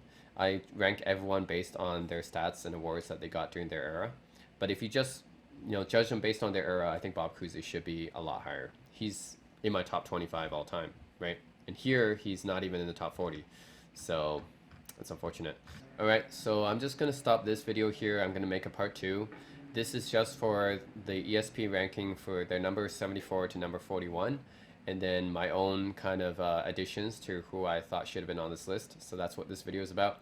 And the next video would be the rest of the players on the ESPN list. So stay tuned. I'm gonna link my next video at the end screen here. So if you want to check out that video, please go ahead and do so. Otherwise, that's it. That's the first part of my commentary here on ESPN's list. So go ahead and if you want to continue, watching, then there's another video after this. So stay tuned. Hey guys, so in this video I'll be giving a commentary on ESPN's top 74 NBA players of all time list, and I've already done a video where I went through their number 74 to number 41. So if you haven't seen that video, then please check it out. It'll give you a bit of background on it, and I've already made a spreadsheet of my own rankings of the top NBA players of all time, and I've done that according to a very objective algorithm that takes into consideration all of their All-Star awards and All-NBA selections and basically all their accolades and achievements and stats, both their career stats and playoff stats, all their averages, all their all-time totals, everything put together. And I think it's a more objective ranking than ESPN's ranking here. So I'll be making that kind of comparison as well. So now we're going to go through, in this second video, it's the second part, we're going to go through number 40 to number 11, and we're also going to go through the top 10 as well. So yeah guys, if you haven't seen my first video where I go through number 74 to number 41, please watch that video first. Otherwise, let's go on through number 40. Alright, so number 40 on this list is Chris Paul, and I think this is a little bit too low for Chris Paul. I actually have him ranked a lot higher. So on my list, I have him ranked number 25, and I know that's a little bit high for some people, and I think that a lot of fans these days, they underrate Chris Paul, and this is kind of recency bias in the other direction. I actually think Chris Paul is pretty underrated. He's actually one of the best point guards of all time, right? He's in the top five, in my top five actually. And I really think the only thing he doesn't have is a ring, right? So a lot of fans will judge Chris Paul for not having a ring. They'll say, oh, he's not competitive. He always chokes and he doesn't get to the finals. And he doesn't have a ring, obviously. So they put him down for that. But I don't think it's really his fault. I just think he's been pretty unlucky. He came very close to the finals and very close to getting a ring in 2018, but he got injured, right? And then his team like missed what 27 threes in a row the next game. Like he came very, very close to getting to that finals, and then he came very close to winning a ring because I'm almost certain that the 2018 Rockets would have beaten the 2018 Cavs, right? So I think his career has just been kind of unlucky. But if you look at his awards and achievements in a vacuum, like which is what I'm doing with all these players here, right? I'm not letting any kind of bias taint my judgment. I'm just going by their awards, their accolades, their achievements, and their stats, right? So if you look at it, Chris Paul's a 10-time All-Star. He's an 8-time All-NBA, 9-time All-Defensive. He led the league in assists 4 times. He also led in steals 6 times, but I'm not counting steals here. And look at his stats, 18.5, 4.5, 9.5. That's 9.5 is the third highest assist average of all time after Magic and Stockton, right? That's amazing. His playoff stats actually goes up. He goes up to 20.9 points in the playoffs. He also has one of the highest true shooting percentages of 58%. He has an incredible PER of 25.7, right? And his career totals are also really good. 18,000 points, almost 10,000 assists. Like, he's a top 25 player of all time, and I don't think people realize this. He's underrated even by ESPN, I think. So number 40, this is way lower than where he should be. I actually think Chris Paul should be a lot higher than this. And I know that for a lot of older players, right, I tend to rank them higher than where ESPN or modern fans rank them. But in this case, I think with Chris Paul and Dwight Howard, I actually think that they're underrated by modern fans and by apparently ESPN as well. I think he should be a lot higher than this. He's in my top 5 point guards of all time, and he just has the perfect balance of offense, of defense. He leads the league in assists. Like, what else could you really want in a point guard, right? So yeah, I think number 40 is just way too low here. He should really be in the top 30, right? And then they have Walt Frazier at 39, and 39 is pretty close to where I have Walt Frazier. I have Walt Frazier at 36, so I'm actually okay with Walt Frazier being here. I think Walt Frazier is another underrated player. A lot of people don't understand just how good he was, especially as a two-way player. He was basically like, think about like a guy like Gary Payton, right? Gary Payton's one of the best two-way point guards ever because, you know, great at offense, great at defense. But Walt Frazier was like Gary Payton in that sense of being a great two-way point guard, but he was an even better like scorer. He was an even better offensive player, and he was even more clutch than Gary Payton was. So I think Walt Frazier is like an improved version of Gary Payton, basically. He didn't play as long as Payton did. He kind of had a shorter career, but if you just look at his prime, right, it's better than any of Gary Payton's years. So I think Walt Frazier is pretty underrated. And a lot of people will make the argument that perhaps he might be the best New York Knick of all time, and he should have gotten that Finals MVP in 1970 over Willis Reed. But I mean, just look at his accolades. He's number 36 on my list, is a little bit higher than where ESPN has him, but very similar, right? 6-time All-NBA, 9-time All-Defensive. I actually gave him a few more All-Defensive selections because I know he would have gotten them before 1969. 2 rings, and 19, 6, and 6 is very well-rounded. He's definitely a good rebounder as well. And his averages go up in the playoffs, which is what you want to see in a good player. And also pretty good shooter as well.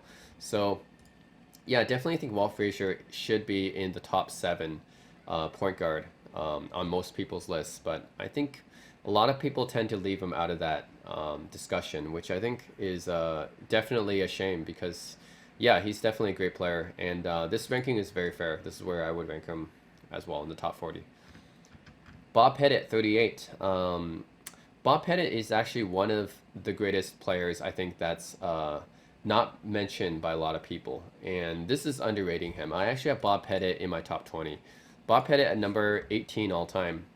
People don't realize just how good Bob Pettit was, and like they don't even talk about him. Like he's one of those players that gets left out of conversations, and it might be because he played his prime in the 50s and early 60s, but he played all the way until 65. He played against Wilt.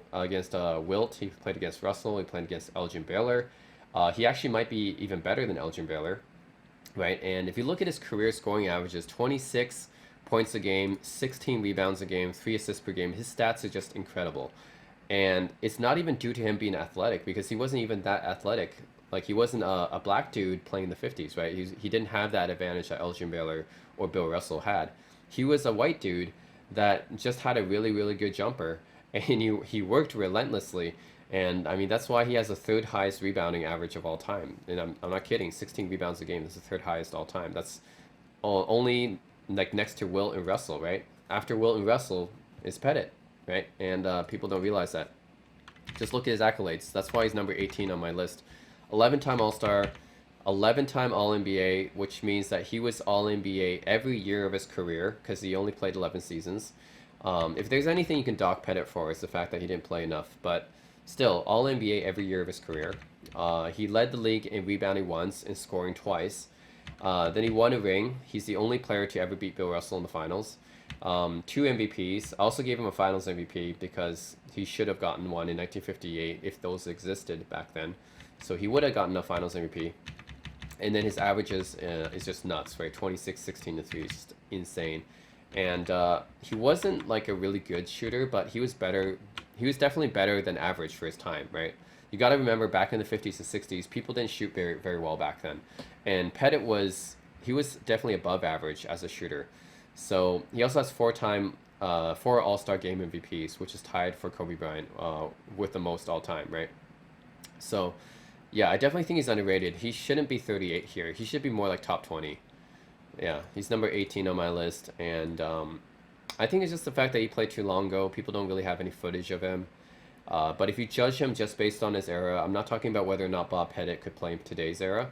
I'm talking about just judging him based on his era. He was dominant, like easily the most dominant power forward of his era. So he should definitely be a lot higher. I think Bob Pettit is probably the most underrated player of all time. I keep deciding between whether it's John Havlicek or Bob Pettit, or Artis Gilmore. I think those are my top 3 most underrated players of all time. It's either him or Havlicek or Artis Gilmore as my most underrated players ever. But anyways, he's up there. His name should be in more conversations, right? Definitely all-time great and underrated by most people, including ESPN. Now, Patrick Ewing, 37, I think is a little bit higher. That's not a little bit, sorry. It's higher than where I have him. I have him at, where do I have him? I have him at number 55, yeah. Now, I know a lot of people are going to cry foul at this, that Ewing is so low on my list. He's outside of my top 50, and, you know, Ewing to a lot of people is a consensus top 50 player, but to me, he's just outside the top 50. The reason is because he had a lot of All-NBA selections, which is great, right, because I value that. And then All-Star selections, of course, also a lot. He also had pretty good stats, 21, 10, and 2. It's just his lack of other accolades. Like, he doesn't have any MVPs, he doesn't have any rings, he doesn't have any finals MVPs. It's his lack of other accolades that kind of put him down. And that's why he's just outside the top 50. Because I think people forget, when they think of a top 50 list, they think that's a lot of players. It actually isn't a lot of players. There's a lot of players in NBA history who achieved a lot, right? And to say that Patrick Ewing is 55 all time is not underrating Patrick Ewing at all. There's just a ton of really good players in NBA history, right? And I think to be in the top 50, you have to have at least a championship, or you have to have amazing stats. Like Elgin Baylor, for example, he doesn't have a championship, but he has amazing stats. Same with Karl Malone, right? So it's either you got to have amazing stats if you don't have a ring, or you got to have a ring or an MVP or something like that. And Patrick Ewing just doesn't have either of them. His stats are good. Like, he played for a while. His stats are pretty good for center, but they're not like really, really outstanding. Like, you know, not the same level as Hakeem Olajuwon, for example, or even Mel Daniels, right? He doesn't really stand out like that. He didn't lead the league in scoring or rebounding or anything like that. Doesn't have any MVPs, doesn't have any rings. I think in order to be in the top 50, you had to have at least one of those things. And ESPN has Patrick Ewing number 37, which I think is too high. Yeah, and even if you want to put him in the top 50, I would not put him higher than the 40s. Like, I probably wouldn't put him higher than 45. And here he's 37, so that's too high for me. Yeah, I don't think I mean, there's a lot of good players in NBA history. People got to realize that. Okay, and as good as Patrick Ewing is, I don't think he's a top 50 player, or he's just barely a top 50 player, right? To me, he's definitely not in the 30s. That's too high. And Kevin McHale ahead of Patrick Ewing, actually. I think, where does McHale rank for me? He's actually just below Patrick Ewing for me. He's at number 56. So they have McHale and Ewing right beside each other. I do as well, but I have him much lower. So the main reason why I don't have McHale higher is just the fact that he played a portion of his career as a six man. And because of that, he doesn't really have many All NBA selections, and his stats aren't as good as it could be, right? Like 18, 7, and 2 are pretty good stats still, and he has an amazing like shooting percentage because he was incredibly efficient. I know how good he was as a post player, right? He's probably one of the best post players ever, and a good defensive player as well. A six-time All Defensive. So I'm not saying he's not a good player or anything. It's just because of his shortened career, I think, and he got injured after he became a starter. So that kind of brings him down, and it's kind of like the Bill Walton thing. Where do you really want to judge a player based on their prime or their whole career? I go by their whole career right now, so that's why McHale is a lot lower on my list, right? He's still in my top 60, but he's not in my top 50 just because his career. He didn't start for the first half of his career, and then after he started, he got injured really fast. So he never really got a chance to really dominate, right? He had probably like one or two really good seasons where he was just in like a monster in the paint. But after that, yeah, didn't really have many good seasons after he got injured. So I think that's why I just have him a lot lower than ESPN has him 36. Again, they have Bill Walton higher as well, so maybe they're ranking these players based on their prime, which I think Kevin McHale in his prime was really good, but he just didn't have a long enough career, unfortunately, for me. So yeah, if he started more in his career and had more than one All NBA selection, then I would put him a lot higher. But still, I have him in my top 60. This is definitely a lot higher than where I have him. I would not put him in the 30s at all. Um, but yeah, I guess ESPN is judging them based on their prime or something like that. Then Jason Kidd in 35. I think actually Jason Kidd deserves to be a little bit higher than that. Actually 32 is where I have him. Yeah, okay. So I have him at around a similar range. I do think that Jason Kidd belongs in the 30s. He's a really good player and one of the best, obviously one of the best point guards of all time. Great defensive player and a great offensive player as well. So, and by offense, I'm not talking about shooting because I know Kidd wasn't a good shooter, but I'm talking about running the offense. He was a great playmaker, right? And led the league in assists 5 times and triple-double threat, right? So I don't have any problem with this ranking here. I think this is a fair ranking for Jason Kidd. George Mikan at 34. George Mikan is like one of the hardest players to ever rank because he played in an era before the shot clock, and he played in an era before goaltending as well. So it's really hard to rank George Mikan. So I don't know. Like they rank him 34. I actually have him a lot higher because I'm just going by their stats and awards again, like I do for everyone else, and I have them at George Mikan at 22 all time, and the reason is because 8-time All NBA first teamer and led the league in either scoring or rebounds 5 times. So he's actually a 7-time champion because I count his awards that he got in the BAA as well, which is the predecessor of the NBA. I know if you just count it for the NBA, then he only has 5 rings, but he actually has 7 if you count his BAA achievements as well. So if you're just talking about like just his awards and accolades, he's definitely up there in the top 30. But the problem is George Mikan played in such a different era where like you didn't even have any modern rules. Like Dolph Schayes, for example, is another player that's not on this list, right? Dolph Schayes should be on this list too, and Paul Arizin, and they played in an era after goaltending and after the shot clock, right? And George Mikan played even before that.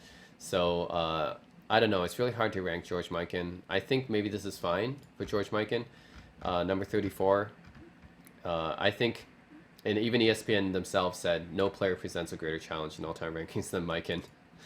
So yeah, it's just really hard to rank this guy. I mean, he's obviously the most dominant player of his era, but it's just his era is so different and it's so in the past, and the rules are so different back then. And yeah, it's really hard to know what kind of player he would be, but I think if you're just ranking George Mikan based on his achievements, based on his era, based on the dominance of his era, he's definitely a top 30 player. So I do have Mikan ranked higher than this, but I don't disagree with this because I know Mikan is just such a anomaly for ranking. All right, and pretty much the first like real superstar in the NBA. So he was like a pioneer. If you want to talk about great players like influence on the game, George Mikan is like top 10 in that sense, right? Changed a lot of rules. And yeah, John Havlicek is next with number 33 on ESPN's list. I have John Havlicek a lot higher. I have him number 16. I do think he's one of the most underrated players because maybe just people discredit John Havlicek because he played part of his career with Bill Russell and they think the 60s is really uncompetitive. And then they just forget about the 70s because John, he was a leader in the 70s, right? So that's when he became an alpha dog and led the Celtics to 2 rings in the 70s. They kind of forget about that second half of his career, and this first half they just discredit. So I think that's the problem with people forgetting about Hondo. I do think Hondo's a top 20 player. I mean, if you just look at his achievements and his stats, 13-time All-Star, 7-time All-NBA. I gave him a few extra All-Defensive selections, but he definitely deserves to be, actually not 7-time All-NBA, 11-time All-NBA. I gave him a few more all-defensive selections because he was, in the league before 1969. So he would have been all-defensive a few more times. So he's actually 14-time all-defensive, 8 rings, and he's actually 8-0 in the finals, which is better than Michael Jordan, right? That's an incredible finals record. It's like the best finals record. It's the best undefeated finals record, I think. So 8-0 in the finals. One-time finals MVP. He was averaged 21, 6, and 5, which is really good, well-rounded stats. He was like a point forward type of, and a swingman. Yeah, he's a point forward type of player and a swingman. So he just did whatever it took to win. And a guy that could pretty much do anything. He was called the best 6th man of all time, and then he became a leader. So it's, I guess if you want to talk about parallels with, I don't want to compare him to Kobe Bryant, but Kobe started his career on the bench, and then he became kind of a second fiddle to Shaq, and then he became a leader, right? Havlicek kind of had a similar kind of arc, right? Where he was a 6th man, then he was second fiddle to Bill Russell, and then he became a leader, right, of the 70s. But unfortunately, unlike Kobe, no one ever remembers Hondo. And it's unfortunate because in a lot of the all-time small forwards conversations, they put Scottie Pippen ahead of John Havlicek, which shouldn't be right? Because Hondo has better stats and awards in every category, right? If you want to compare Scottie Pippen and John Havlicek, I mean, just look at this. 21 points per game, obviously a better scorer than Pippen was. Similar rebounding, similar passing.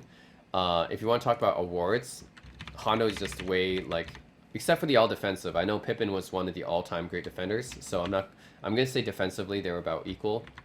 But all NBA selections, right, Hondo has a lot more. All-star selections, Hondo has more. And rings, obviously he has more. He also has a finals MVP as well, which Scottie Pippen doesn't have. So it's weird to me that people rank Scottie Pippen ahead of John Havlicek. And I know ESPN ranks Scottie Pippen ahead of John Havlicek because we haven't seen Scottie Pippen yet. So they did that too. And it just doesn't make any sense. Because if you just look at their stats and awards and achievements, there's no way that Pippen's better than Hondo, right? Hondo was an alpha dog. Pippen was never an alpha dog. And his stats were better in pretty much every way, and his awards were pretty much better in every way. So how is Scottie Pippen ranked ahead of John Havlicek? I don't get it. Anyway, he's too low here. He's 33, and I have him in the top 20. He's number 16 on my list. So yeah, I don't know. People underrate him. He's one of my most underrated players. So James Harden, number 32. Again, this goes with that trend. We're ranking modern players way too high based on whatever future achievements that ESPN think that they will do. James Harden is, so far, I'm ranking them based on their achievements, which are ongoing. Number 44 on my list, and that's still pretty good. That's still in my top 50, right? I know he's led the league in scoring twice and probably will again this year, and he's led the league in assists as well. And he's 6-time All-NBA, so it's pretty good, and 25, 5, and 6, so pretty good stats as well. Yeah, the only thing is Harden he needs to play longer, right? He just started his career in 2009, so the fact that he put him 32 all-time here is way too soon, right? They're just basing this fact off of what Harden will do in the future, right? He's won MVP, probably will win a few more, maybe by the time he retires. But for now, we're just looking at his career for now, right? For now, he's not in the top. He's not in the top 40 yet. He's almost there, but he's not in the top 40 yet. At least not for me. Yeah, he's still number 44 for me. So he's in my top 50, but he's not in the 30s yet. And they already put him 32, which I think is way over ranking him for now. I don't know. Like they're ranking current players based on their future performance or whatever. Isaiah Thomas at 31. So this is a really controversial point I'm gonna make, but I think Isaiah Thomas is overrated. And here's the reason. So I have Isaiah Thomas number 50 all time on my spreadsheet, and I know a lot of people are they're gonna disagree with this. They're gonna be like, Isaiah Thomas is easily a top 30 player. Isaiah Thomas beat Jordan, Bird, and Magic in their prime. He was the only one to do that, and he was a top 3 point guard of all time. Just hear me out, okay? There's a reason why he's ranked number 50 on my list. I get that he's a 12-time All-Star, 5-time All-NBA. That's all really good. He has 2 rings, being the leader of the Detroit Pistons, right? He led the league in assists once. So that's good enough for being the top 50, right? I mean, it is, right? He is in my top 50, but I have him barely in the top 50. The main reason why he's so much lower for me compared to everyone else is the fact that if you look at his stats, okay, so 19, 3.6, and 9 is what he averaged. So he was a pretty good assister, right? 9.3, that's almost as much as Chris Paul, who I praised, right? And his average goes up in the playoffs, which is good. He wasn't a really good shooter. So I know his true shooting percentage is about the same as Allen Iverson, which is not very good. You'll notice that his field goal percentage wasn't good either. So Isaiah wasn't a really good shooter. And he has 1 Finals MVP, which is good, but he really should have 2, right? I mean, if he's the best player on the Detroit Pistons, if he's clearly the best player on the Detroit Pistons, he should have 2 Finals MVPs, not just 1, right? So that to me means that probably Joe Dumars and Dennis Rodman, a lot of other players on his team contributed just as much or almost as much as he did. He doesn't have any all defensive selections, even though his team is known for their defense. So compared to like Dumars, he played with Joe Dumars, who's a really good defender. He played with Dennis Rodman, who's a really good defender. He played with Rick Mahorn. He played with Vinnie Johnson. He played with Bill Laimbeer, Adrian Dantley, Mark Aguirre. He played with a really good team. And I think this is what people get caught up in. They just think that, okay, Isaiah was the leader of the Pistons team. So that means that, he's a really... And that team beat Jordan and Bird and Magic, right? So that means that he must be almost as good as Jordan and Bird and Magic. Well, that's not the case, right? I mean, his team was really, really good. His team beat Jordan's team. His team beat the Showtime Lakers and Bird Celtics. I think that's what people get caught up in. They get caught up in the fact that he was the leader of that team. The thing is, like, Isaiah was a really good player, and he was the best player on that Pistons team. Don't get me wrong. But I think that people overrate him and give him too much credit for leading that team, right? When really there was just a lot of really good players on that team. So that's why I don't have Isaiah number 31, and I don't think he's a top 30 player. I don't think he's a top 40 player. I have him number 50 of all time, and I know a lot of people are going to disagree. They're going to say, oh, Isaiah was he was such a clutch player. He was such a fierce competitor, right? And I know that he got 25 points, right, in 1 quarter of the 88 finals playing on a sprained ankle. I know that was his famous moment, but I'm not going by the highlights here. I'm just going by what they did in their career, because I'm not going to look at every player's highlights, and that would make me biased, right? I'm just going by what they achieved, their stats, their accolades, their awards, and just going by that, he's not a top 40 player. He's number... I just have him barely on the cusp of the number 50 spot. So, I mean, yeah, and a lot of people put him in their top 30, which to me is overrating him. He's definitely a top 50 player, but he's just not this much higher, right? Because I think that the gist of my argument is I think people give much credit leading that bad boy Pistons team. Yeah, he was a good player, no doubt. He was the best player in that team, but I just think that team was really, really good. He had a lot of good teammates, and that's why he beat Bird and Jordan and Magic. I don't think it was like... People act like it was like 80% or 90% Isaiah, but it really wasn't, right? He had a lot of good teammates. So, yeah, so basically the reason why Isaiah is so low on my list is he doesn't have any all-defensive selections, which a lot of other great point guards have. He only led the league in assists once, and people put him in the top 3 PG of all time. But if you put him as a top 3 PG of all time, like how can you do that when he only led the league in assists once, right? How can you call yourself an all-time great top 3 point guard of all time if he only led the league in assists only once, right? If you look at Bob Cousy, John Stockton, Jason Kidd, Chris Paul, Steve Nash, Magic Johnson, all of them led the league in assists multiple times, like more than at least 4 times, right? Like this is the same reason why I don't rank Steph Curry very high, because Steph Curry, although he's a really good, like he's on my all-time point guard list, but he's not in my top 5. I can't put him in the top 5 when you never led the league in assists, right? How can you consider yourself a top 5 point guard when you're not really a point guard, right? So that's same thing for Isaiah. I know he averaged a lot of assists, but he should have led the league more in assists. And again, his true shooting percentage wasn't very high. So he wasn't very efficient, and yeah, only 1 Finals MVP. He really should have 2 if he was really the best player on that team. So anyways, this is too high for me. A lot of people are going to disagree. They're going to say, look, Isaiah is a top 30 player, but this is too high for me. I have Isaiah in my top 50, but not in the 30s. All right, Steve Nash, and this is another player I don't really have in my 30s either. So I have Steve Nash at number 46. So he's ahead of Isaiah, but not by much. He's still in my top 50. I know that he has 2 MVPs. I know that he's a great offensive player. He led the league in assists 5 times. And yeah, he is, top 5 in assists, right? Really good shooter as well. He shot 60.5% true shooting percentage. But I account for that. I account for all this in my spreadsheet, right? It's not that my spreadsheet doesn't know that he's a great shooter. It's all accounted for. Yeah, so Steve Nash was a really good shooter and really good playmaker. The problem with Steve Nash is, and I don't get why he's ranked below Jason Kidd, why he's ranked below CP3. The thing is, he doesn't have any defensive skills, right?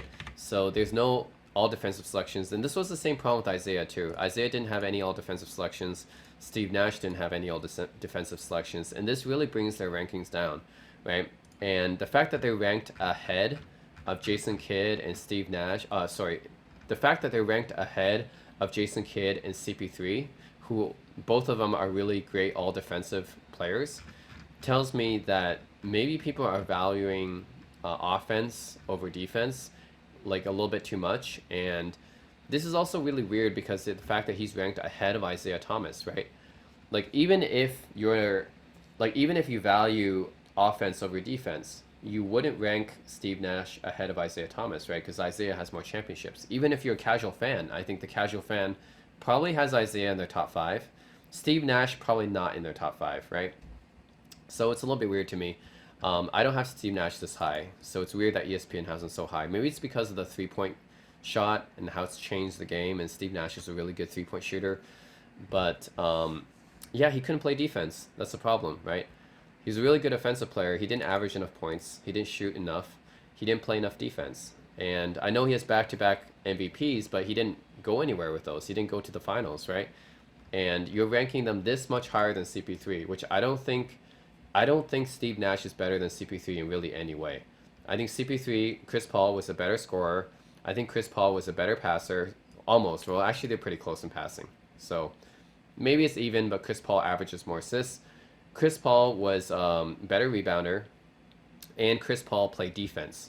So I have no idea why Steve Nash is ahead of Jason Kidd and Chris Paul, right? Because those guys actually play defense. Steve Nash didn't play any defense, and somehow he's ranked ahead. And somehow he's also ranked ahead of Isaiah Thomas, even though Isaiah Thomas has championships. Like, it doesn't make any sense to me. So I know I have Steve Nash ahead of Isaiah as well, but if you want to go from the casual fan route and you want to put more value in championships, well, Isaiah has 2 championships, Steve Nash has 2 MVPs. So which one you're going to value more, right? Like, an MVP might mean something, but like maybe a championship is probably more valuable to a lot of players. I don't know. I actually do value MVPs more than a ring.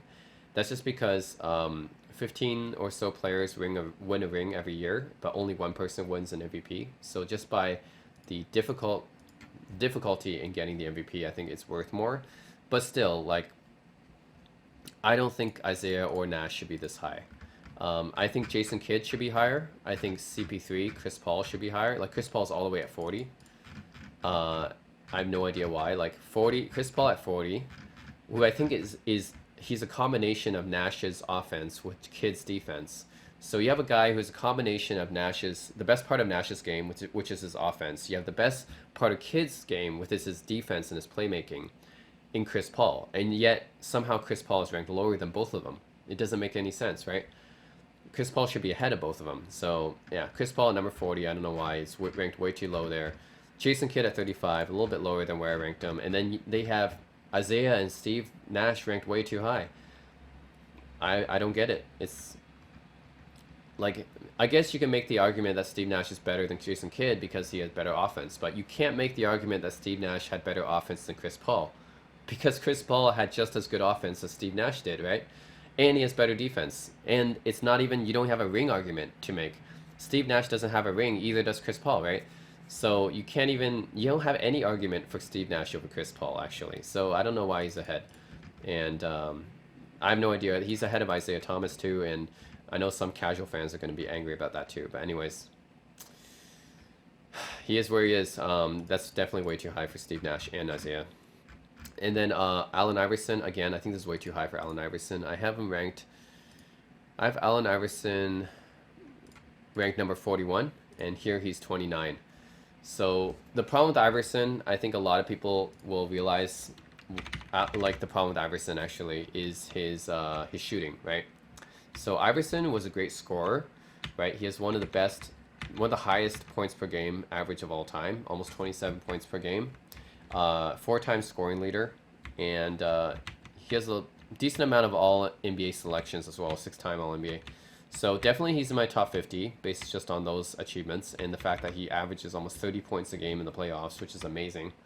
But the fact is that his shooting brings him down. He really wasn't a good shooter. He was pretty inefficient. This is the same problem with Isaiah Thomas actually, and he shot even worse in the playoffs. And yeah, he just doesn't, he didn't achieve enough for me to rank him this high, right? This is, Allen Iverson's in ESPN's top 30 all time, and he just didn't do enough to warrant him being that high. I mean, I definitely have him in the top 50 because he's definitely a top 50 player, but in top 30, I don't know, like, what has Allen Iverson really got besides scoring, right? I mean, he has an MVP. He led a team to the finals. I know that many people are going to bring that up. Oh, he left a really like crappy team to the finals. Well, the thing is, he actually had Dikembe Mutombo on that team, right? Who was a Defensive Player of the Year that year, who was All NBA Second Team that year, who was All Defensive First Team that year. So he had a guy, and I want to just address the point that many people think that Dikembe Mutombo was out of his prime in 2001, but he wasn't. How could you call a player who got Defensive Player of the Year, All NBA Second Team, and All Defensive First Team, how could you call a player like that out of his prime, right? If he won all those accolades, he was not out of his prime, for sure, right? So a lot of people give too much credit for Allen Iverson for leading that team to the finals, I think. There was other people on that team, specifically Dikembe Mutombo, who were not, they were not scrubs, like they actually did stuff, right? I mean, I can say that Allen Iverson carried the load offensively, but that's only half the game, right? The other half is defense. So I don't think people realize that Allen Iverson actually, he didn't carry a team of scrubs to the finals, right? He actually had another All-NBA player on his team.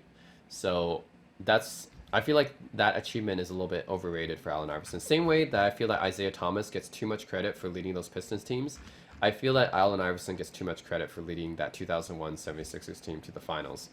I mean, yeah, he led them to the finals as their main offensive player, but I think people forget that he had another All-NBA player who was a Defensive Player of the Year on that team.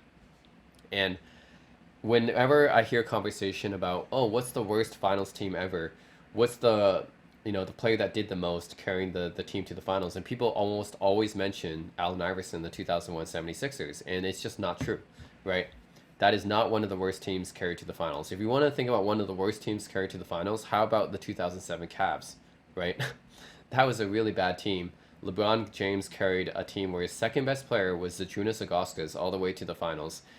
Allen Iverson at least had an All NBA player on his team, right? Dikembe Mutombo, who was Defensive Player of the Year, who was All Defensive First Team, right? LeBron never had any guy like that as his second best player on that finals team, right? So I definitely think Allen Iverson gets too much credit for that. And I mean, he's a great scorer. He's an all-time great scorer, right? 27 points per game, four-time scoring leader. But just inefficient shooter, didn't really do much beside that 2001 run. Can you really name something that Allen Iverson did besides that 2001 finals run? Not really, right? Because he didn't really have many other like achievements beside that. So that's why I can't rank him that high. He's too high on this list. He's number 41 on my list. I think he's top 50 for sure, but definitely not top 30. Okay, next on this list is John Stockton, who I actually think is pretty fairly ranked here. I have John Stockton ranked 27. He's number 28 here, and that's perfectly fine. I think John Stockton is great. He's an efficient shooter. He's one of the greatest passers of all time, right? He's the all-time NBA's all-time leader in assist average. Sorry, not assist average. The NBA's all-time leader in assists and steals. He has the second highest assist average of all time after Magic Johnson. Never won a ring, but it's just the fact that he led the league in assists 9 times. Leading the league in assists 9 times is an NBA record, and he also has the NBA record for most assists and most steals. Like I said, great shooter, just a great teammate, and all defensive as well. So that's one of the things I was talking about with Isaiah Thomas is Isaiah Thomas didn't have any All-NBA defensive selections, and a lot of people rank Isaiah Thomas over John Stockton, right? They think Isaiah is better than Stockton.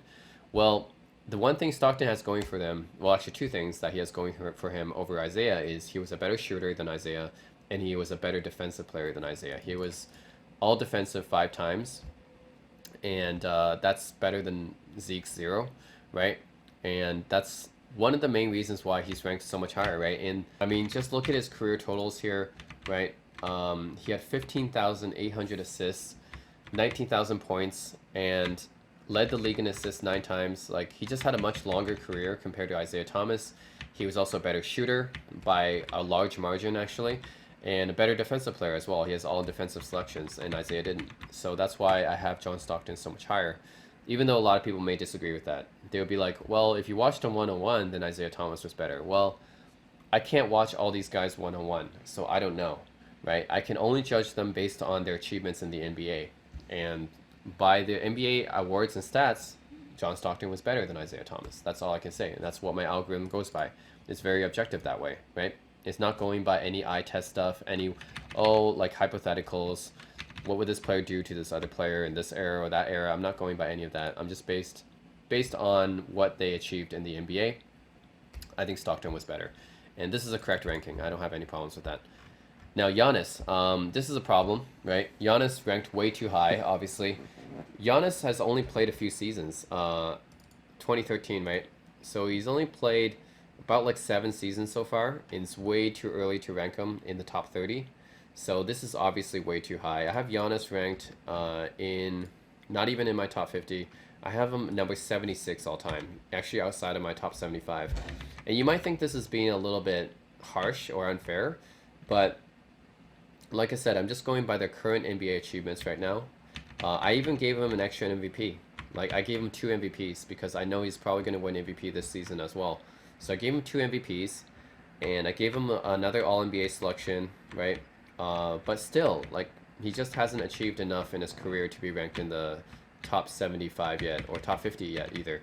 And his stats are pretty good, 29-4, 21-9-4, right? I'm using his current stats and stuff. He's a really efficient player. He's a really high per as well, especially in the playoffs. Actually, his per is not really that high in the regular season, but in the playoffs is pretty decent. But yeah, he hasn't done enough to be ranked in the top 50 yet. So they have him number 27. Again, this is ESPN being really biased to their modern players here. I definitely don't think that Giannis is in the top 30 yet. Like, his career needs to be a lot longer, and I think this is because they're basing their rankings on how well a player will do in the future. So maybe Giannis wins multiple MVPs. Like, he's already got one for this season. He's got 2. But maybe he'll win 3, maybe he'll win 4. Who knows? But I don't think it's fair because we don't know what's going to happen in the future, right? He might get injured, or another player shows up like Luka Doncic that might take his spot. I don't know. So how can you predict that, ESPN, right? So how could you rank guys like AD and Giannis and Damian Lillard this high because you think of what he's going to do in the future, right? I don't know. But he's definitely not top 30 right now. So right now, he's not even my top 75. He just needs to have a longer career. I'm not saying that Giannis is a bad player. Obviously, in the future, he's going to move up a lot higher in my list. But for now, I'm just talking about what he's achieved for now. In his career totals, in his career stats, in his current awards, right? Just based off of that, he's definitely not top 30, right? He's not even top 50 right now. His career needs to be longer, okay? So this is way too high right now. Number 26, Dwayne Wade. I think I have Dwayne Wade a little bit lower than this. I have Dwayne Wade at 37. Okay, so I have him lower than 26. And I know Dwayne Wade has an insane prime, but the problem with Dwayne Wade is, yeah, again, his career was kind of cut short by injuries, and that kind of hurts him a bit. 3 rings, 1 Finals MVP. Again, he had an insane prime where he was clearly the best player on the Miami Heat for a very long time until LeBron showed up. He had an insane finals run, right? And he's definitely one of the greatest shooting guards ever. He's in my top 5, right? He's number 37 on my list.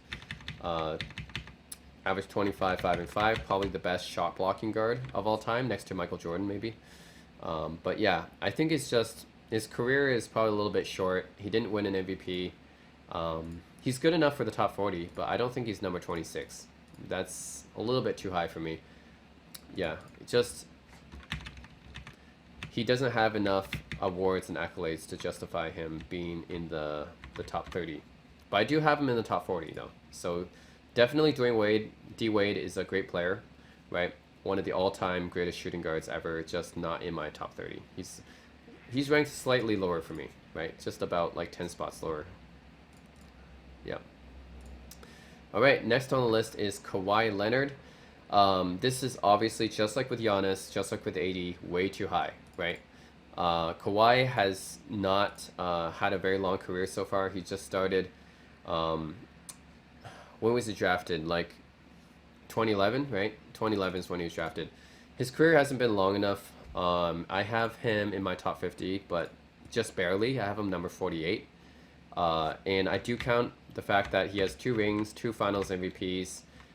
He led that amazing Raptors run last year, which is my hometown team, by the way, which is great. And he's a great all-time defensive player. And he has 2 Defensive Player of the Years, which I also count for as well. But it's just the fact that his stats, first of all, his stats need to be a little bit higher. Like 19, 6, and 3 is not really all-time great stats to me. He needs to be a little bit better with his stats. His scoring needs to go up a little bit more, and I'm sure it will in the future if he continues to be the leader of the Clippers. If he wins a ring with the Clippers this year, that kind of changes things, but right now I have him in the top 50, but just barely. He's not top 25 for me. Like ESPN put him in the top 25. That's really overvaluing his career right now, right? And again, I think they're basing this off of the future, but they really shouldn't be doing that. Right, so Kawhi and Giannis really should not be this high. They just haven't had a long career yet. They need to have more accolades. Like Kawhi is a 4-time All-Star. How can you say a 4-time All-Star is number 25 all time? It doesn't make sense, right? And he put him ahead of Dwayne Wade. In what way is Kawhi Leonard like? I get that he has 2 Finals MVPs, 2 Dwayne Wade's 1, but Wade, he just had a better career than Kawhi Leonard so far. There's no way that Kawhi Leonard right now has a better career than Dwayne Wade, right? Kawhi needs to play his career out first. This is just ranking him way too high. He needs to play his career out, and then we'll see what happens. All right, so this is way too high for Kawhi Leonard. And then David Robinson, number 24, which I'm actually okay with. I have David Robinson number 24, so this is the exact same spot as ESPN has him, and I think that's fine. Just a great player. All-time, I think, great efficient player, high per, great defensive player, great offensive player. Probably his career was a little bit short because he started late in the NBA because he played in the military, and then he got injured. But just all around, I can't say anything bad about David Robinson. He's just a fantastic player on and off the court. And this is a fair ranking for him. Yeah, definitely one of the great centers of all time. Charles Barkley, number 23. I actually have Charles a little bit lower at 30, but I'm okay with 23 because Barkley was such a beast in his prime. And he wasn't a good defender. I feel like this is one of Barkley's downsides. He wasn't a good defender, but he's a great rebounder. He was a great scorer and a great passer as well. I think he averaged 4 assists a game for his career, which is a lot for a power forward. And one of the most efficient players ever, 61% true shooting percentage. I'm okay with him at number 23, even though that's a little bit higher than my list. Yeah, he's number 30 on my list. He's still in my top 30. I wouldn't put him 23, but I'm okay with it. I'm not gonna say like Kawhi Leonard or Giannis or even D Wade. I think these guys are too high, way too high. But I'm okay with Robinson and Charles Barkley. I think Robinson was better than Barkley, but Barkley in his prime was, yeah, he was a beast. So I'm not too angry with Barkley at number 23. That's okay. Elgin Baylor at 22. So I actually have Elgin Baylor lower. I have Elgin Baylor around 33, and the reason why is because so Elgin Baylor was underrated for a very long time, and now I think he's still underrated, but he's trending more towards the properly rated level than before, right? So before, most people didn't even know about Elgin Baylor, but now like he's starting to get more respect. He got a statue outside the Staples Center now, which is great. So I'm happy for him. Elgin Baylor is obviously one of the greatest forwards in NBA history, one of the greatest players. I have him in my top 5 forwards, small forwards of all time. And unbelievable scorer, right? 27 points per game and 13.5 rebounds per game, which is incredible considering he was 6'5", and a great passer as well.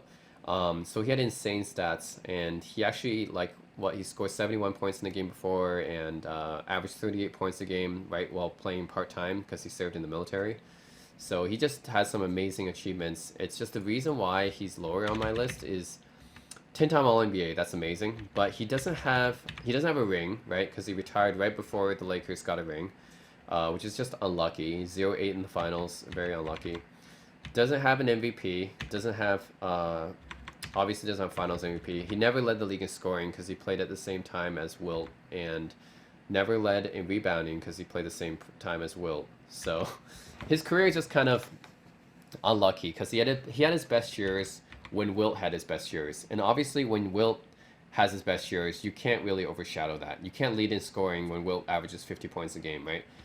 You can't lead in rebounding when Wilt averages 23 rebounds a game. So yeah, that's going to be hard for Baylor to surpass. So I think it's just unlucky for him to be just the timing of when he played, and he got injured, right? Like after a few seasons, and then Jerry West took over as the leader of that team. The fact that he didn't win MVP is a little bit curious too. Like, you would have thought that Elgin Baylor would have won MVP at least sometime, but he didn't. Like Oscar Robertson won MVP while Wilt and Russell were playing, but not Baylor. So that's kind of a stain on his resume, I think. He had incredible stats. Wasn't such a great shooter. Like, if you look at true shooting percentage, he was pretty low. This is a lower percentage than Allen Iverson. I'm using Iverson as in a lot of comparisons because he's kind of the benchmark for what is a bad shooter and what's a good shooter. I use Iverson as kind of the bar mark here. Anyways, lower than Iverson is not a good shooter. That's not a good sign. He did not improve in the playoffs for this either. Yeah, that's why I have Elgin Baylor ranked lower than ESPN. But I know all the players that played back then, all the older players say that Elgin Baylor was a beast, and I believe that. It's just, yeah, never won a ring, never won an MVP. He's just a lot of stats. A great scorer, a lot of stats is pretty much what he is. And that's good enough for a top 40 all time for me, top 35 all time. But having him number 22 is a little bit too high for me. So anyways, yeah, that's a little bit too high for me. Scottie Pippen 21 is way too high. And I have Scottie Pippen number 27 here. And I know it's not too different from the 21 that they have, but I still think that Pippen is a little bit overrated here. Okay, so yeah, the reason I think Scottie Pippen is overrated here is because they put John Havlicek all the way up here remember where I talked about Hondo being way too low here, number 33? And remember what I said about Hondo? I said he surpasses Scottie Pippen in pretty much every way, in pretty much every category. Points per game, rebounds per game is similar, assists per game is similar, but definitely in points per game, and definitely in awards awards and accolades as well. So if you look at Hondo, right? Hondo all the way here with 11-time All-NBA selection, and then you have Scottie Pippen with the 5-time All-NBA selection here. And Scottie Pippen 10-time All-Defensive, Havlicek 14-time All-Defensive, Scottie Pippen 6 rings, 6-0 in the finals, John Havlicek 8-0 in the finals, right? And in addition to that, he averages 21 points per game, which is definitely more than Pippen, and he also has a finals MVP. So again, like, I have no idea why people rank Scottie Pippen ahead of John Havlicek, because Hondo surpasses Pippen in pretty much every way, right? Whether you're talking about points per game, about scoring, whether you're talking about rings, whether you're talking about other awards like Finals MVP or All NBA, basically everything. Hondo is better than Pippen, and he should be ahead of Pippen. But Pippen's being ahead of Hondo here, just like a lot of lists I see put Pippen ahead of Hondo, and I have no idea why. Even in all defensive, I don't think he's ahead. I think they're about the same all defensive. So, yeah, I have no idea. I think Pippen's ranked a little bit higher than he should be. I mean, I still have him in my top 30. So, Pippen obviously still a great player, all-time great defensive player, number 28 on my list. But I have Hondo at 16, and they have him way ahead of Hondo. So I don't get it. Like, it should be swapped, right? I think the positions for Pippen and Hondo should be swapped here. So I don't know, man.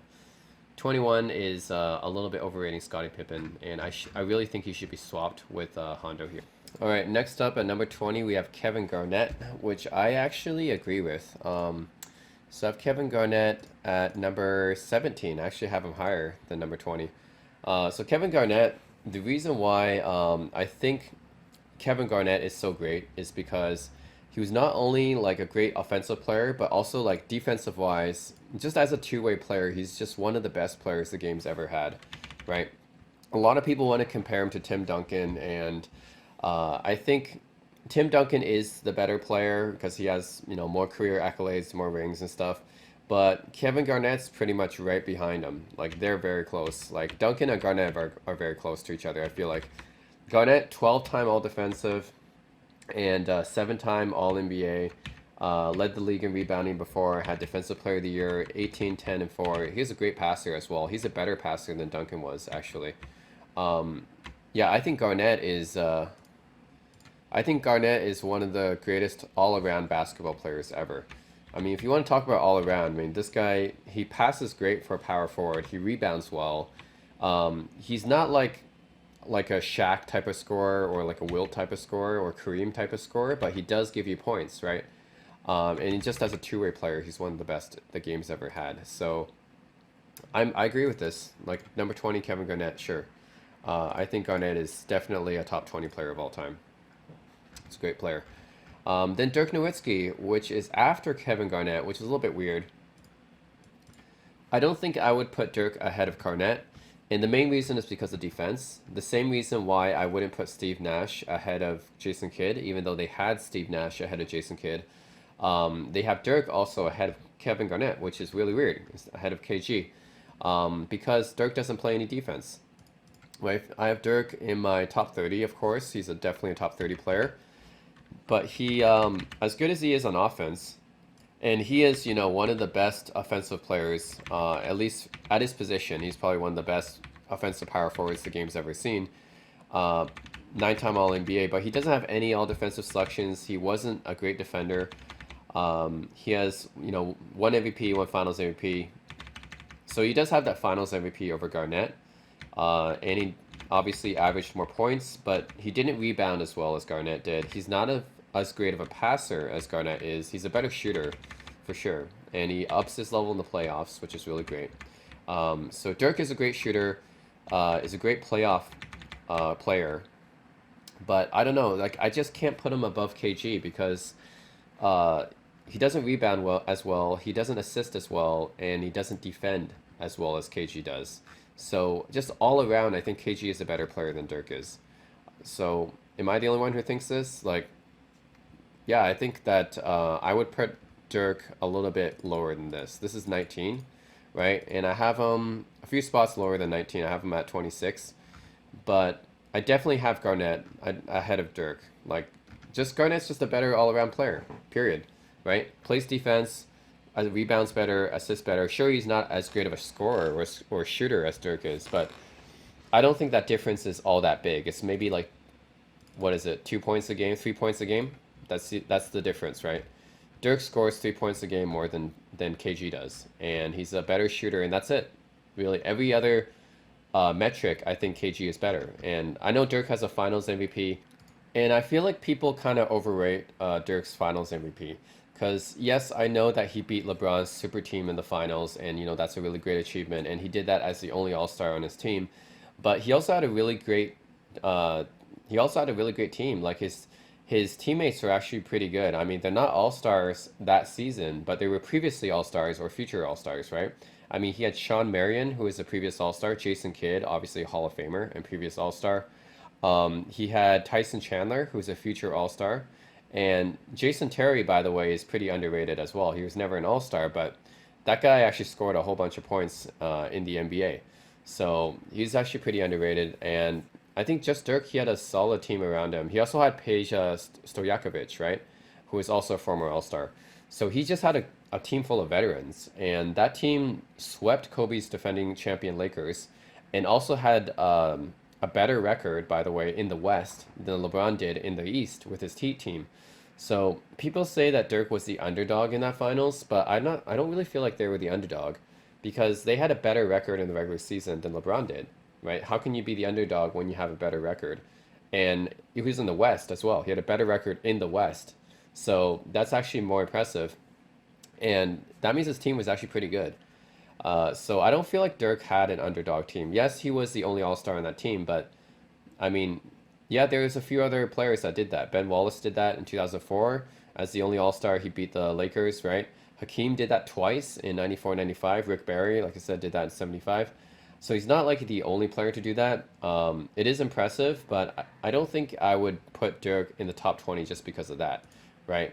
I mean, he's a great offensive player, and definitely one of the best clutch playoff performers. But I think just that 2011 round kind of pushes him over the edge for a lot of people, and I just wouldn't place him this high. I put him in the top 30, maybe 25, top 25 maybe, but not in the top 20. I would definitely put KG over him just because KG's just a better all-around player, right? I can't put Dirk that high.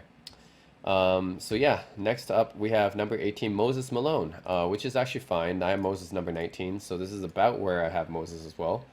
And nothing wrong with that. Moses is, I think he gets left out of discussions sometimes, but he's definitely not as underrated as like say Artis Gilmore or Mel Daniels is, right? Or even like Dwight Howard. I feel like Dwight Howard's pretty underrated these days as well.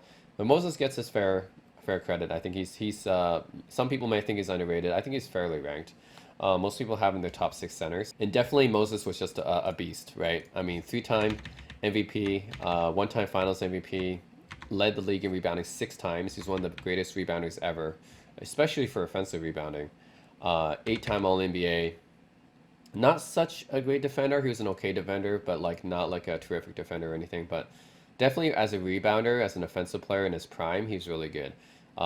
His prime was just like maybe not too long, but during that peak, that late 70s, early 80s peak, like he just dominated every other center of his era, including Kareem.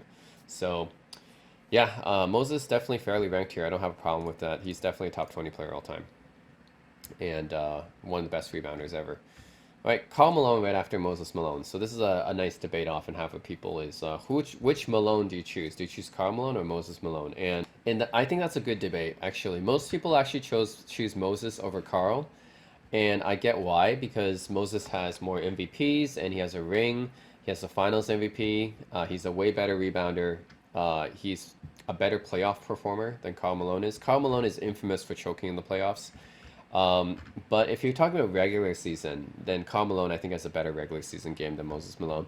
And if you're talking about just overall career, I think Karl Malone also has a good argument as well because he was just Karl Malone never really had a down career. Like his entire career was basically his prime, and just averaging 25 points per game for like what 18, 19 seasons, like that's amazing, right? And I have Karl Malone actually ahead of Moses Malone here. So at number 12, I have Karl Malone number 12, and I have him ahead of Hakeem actually, and that's I know a lot of people disagree with that because Hakeem is great, and I think people would say, "Hey, are you crazy? You have Karl Malone ahead of Hakeem Olajuwon," but that's the reason because the reason I have that is because Karl Malone, like his career totals is just astounding. Like first of all, his averages are pretty good, 25, 10, and 3.6, right? Like those are pretty awesome career averages. And then he has a lot of good awards too. 11 time or 13 time All NBA. And then he has some all defensive team selections as well. He has two MVPs. Obviously doesn't have any rings because he played in the Jordan era. So he has a pretty good list of awards and accolades. And then his stats are really good too. 25, 10, and 3.6 is his average stats are pretty good. Then but you look at the totals, right? You look at the totals, 37,000 points, almost 15,000 rebounds and 5,000 assists. Like I think it's the career totals that kind of put Karl Malone over the top. And I feel like if you look at Karl Malone's total career, his career in totality, he's actually maybe underrated by some people. Like there is an argument for Karl Malone being better than Hakeem and Moses, and I know that sounds crazy, but if you look at the totality of Karl Malone, what he did in his career, like if you look at his career totals and stuff like that, that's the argument there. Like Hakeem and Moses also played a really long time, but they didn't have those kind of career totals that Karl Malone had. So I think that's why I have Karl Malone ranked higher. Although personally, I don't believe that he's better than Hakeem or Moses, right? But my spreadsheet says that he's better, and the reason is because of those career totals, right? And the fact that he had great career averages, he had a lot of accolades, and his career totals are just off the charts because he played for such a long time. He's the second leading scorer in NBA history, right? So that's why I have him so high. But I know most people don't put Karl Malone that high just because he lacks the rings. And honestly, rings do matter for a lot of people. I get that. So yeah, I mean that's really the only thing that's missing from Karl Malone's resume is the rings. I mean I'm okay with this ranking. Like 17 for Karl Malone is fine. I have him number 12, but that's just because I'm looking at his career totals and stuff like that. So I think number 17 is fine. Most people look at Karl Malone as probably the best player never to win a ring. Maybe Elgin Baylor, maybe Charles Barkley, depending on how you think of him versus Karl Malone. But yeah, most people probably have Karl Malone in one of the top tier players never to win a ring. And that's literally all he's missing from his resume, right? He has everything else in his career except for a ring. But yeah, that's fine for me. He's definitely top 20 player. Now Jerry West next. Jerry West at 16 is fine too, and I have Jerry West at 14, actually a little bit higher, but pretty much the same. He's definitely, for me, he's the number three best shooting guard of all time, and a lot of people, I think modern fans, they don't really appreciate how good Jerry West was, especially when they look at the fact that he's won eight in the finals, and he said, "Oh, he lost eight finals. How can he be that good?" And he was called Mr. Clutch, but how can he really be that clutch when he lost that many times? Well, you have to look at his career like more detail, right? And the fact that he went to nine finals is pretty incredible in itself. Because how many players went to nine finals? Pretty much just Russell Celtics, Jerry West, and Elgin Baylor. Actually, no, Elgin Baylor only went to eight finals. Jerry West, right, went to nine finals. And then pretty much after him, the only other player to go to nine finals is LeBron James, right? So there's really not that many players in NBA history who's been to nine finals. So if you want to talk about Jerry West being the biggest loser of all time, he's not really the biggest loser. He's the biggest loser on the final stage, but just getting to those finals is pretty amazing to begin with, right? I actually rank him above Oscar Robertson because the fact that Oscar Robertson didn't make any finals until he teamed up with Kareem. Jerry West was pretty much in his finals almost his entire career. Like that's how good he was, right? And he was also a better shooter than Oscar as well, and a better teammate, and also a better defender as well. That's why I ranked him higher. But that's why I ranked him higher than Oscar Robertson on my list. But anyways, he's below Oscar here, and most people will probably put Oscar ahead of Jerry West. I don't. But I think they're both pretty similar. They're like one and two, right? you're gonna have one and then the other right after, right? Not a huge difference between the two. I do think West is a little bit better than Oscar though. Plus, his game translates more to today's game because he's more of a rangy shooter, right? So, with today's 3-point line, yeah, I think West would definitely fare better than Oscar as well. But yeah, definitely one of the greatest scorers ever. Look at his achievements for Jerry West. 12-time All NBA, and he's actually a really good defender too. Of course, he didn't have all defensive for most of his career, so I gave him some. He's actually 12-time All Defensive, and led the league in both scoring and assists. So he's one of those guys that's like for me, Jerry West is one of my favorite players because he's like the prototype guard, and that's why he's the NBA logo, right? Is he can play the point guard position just as well as the shooting guard position. And you can see that the fact that he led the league both in scoring and in assists before. So he's equally good at both positions. He has one ring, one Finals MVP, the only one on the losing team, right? That's how good he was, right? Even on the losing team, he still won Finals MVP. 27, 6, and 7, that's insane stats throughout his career, and it just goes up in the playoffs, right? This is another reason I have him over Oscar, because look at Oscar. Oscar's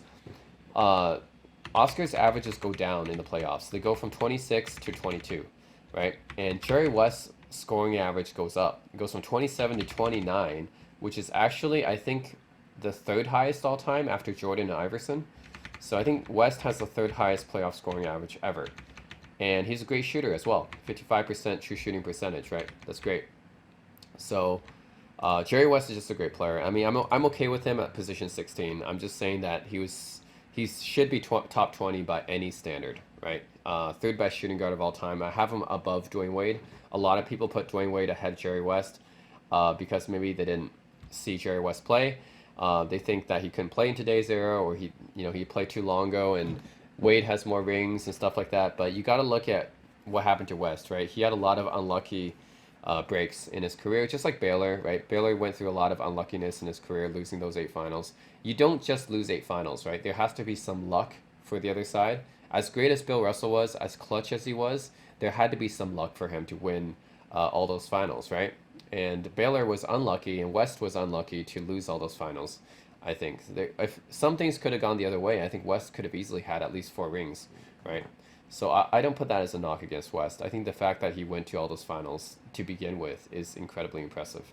So, anyways, great player, Jerry West, definitely top 20, and I agree with that ranking. And then Dr. J, which I also agree with this ranking, number 15. Even though I have Dr. J higher, I actually have Dr. J in the top 10 in my spreadsheet. He's actually number 8.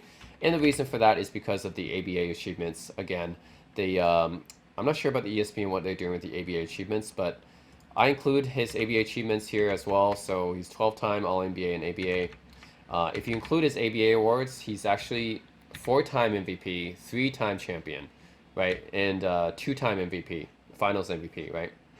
So if you include all of that, he's actually a top 10 player, right? Because that's like the same as LeBron James, right? 4-time MVP, 3 rings. That's the same as LeBron James, and he has 2 Finals MVP if you include his ABA awards as well. So 16-time All-Star, like his awards are just amazing. He had so many, and his career averages of 24, 8.5, and 4 is pretty amazing as well. So, and his playoff averages aren't very different from his regular season averages. He actually averaged more assists, slightly more in the playoffs. And his true shooting percentage was pretty good. His PER was really good. So, Dr. J, in my list, he's a top 10 player. But, yeah, in the ESPN list, number 15 all time, I'm okay with that too. I mean, he's definitely a top 15 player. Yeah, I would put him in the top 15 for sure. Yeah. Jerry West, I would put also in the top 15. They have him just outside the top 15, but I would also put Jerry West in the top 15 as well. But Dr. J, definitely top 15 player. Arguably one of the most important players ever, right? He's probably the greatest ABA player ever, I would say, as well. People say that he was one of the major reasons why the NBA decided to merge with the ABAs to bring his high-flying acrobatics over. And you know how I said, like, people who are flashy, players who are flashy tend to be overrated, like Pete Maravich or Earl Monroe. But for Dr. J, I actually think he's underrated, even though he's a flashy player, because of just his awards and stuff. People don't count his ABA awards. if they count as ABA awards, he's easily like a top 10 player all time, right? 4 MVPs, 3 rings, 2 Finals MVPs. That's top 10 all time. That's his awards are just too staggering to ignore, and his stats are also really good as well. So definitely agree with that. All right, and yeah, I would definitely put Dr. J in the top 15 for sure. And then I have the list has Kevin Durant at number 14, which I think is okay for me. I have Kevin Durant at I have KD at number 23 all time. So I have him a little bit lower than this list has him at. I think, again, this list is biased to current players, to modern players, and they have Durant in the top 15. I don't put Durant in the top 15 yet, just because, like, again, his career hasn't ended yet. So he still has a way to go. I know he's played a fair amount of seasons so far, and he's done definitely enough for a top 25 career. I have him top number 23 all time. Right, 2 rings, 1 MVP, 2 Finals MVPs, 4-time scoring leader, 27 points a game, like 29 points a game in the playoffs. I think this is about. Oh, this is actually equal to Jerry West. Okay, so he's tied with Jerry West for the 3rd highest playoff points per game average of all time. And then 61% true shooting percentage is amazing. He's definitely one of the best shooters ever, and one of the best scorers ever. So Kevin Durant definitely, I'm okay with this being his position, even though it's a little bit high, because I know that Durant's just an amazing player, and I'm okay with that, even though I have him 23. I have him outside of the top 20, but definitely he'll end up in the top 15 by the time his career is over. He actually might have a chance at the top 10, but it really depends.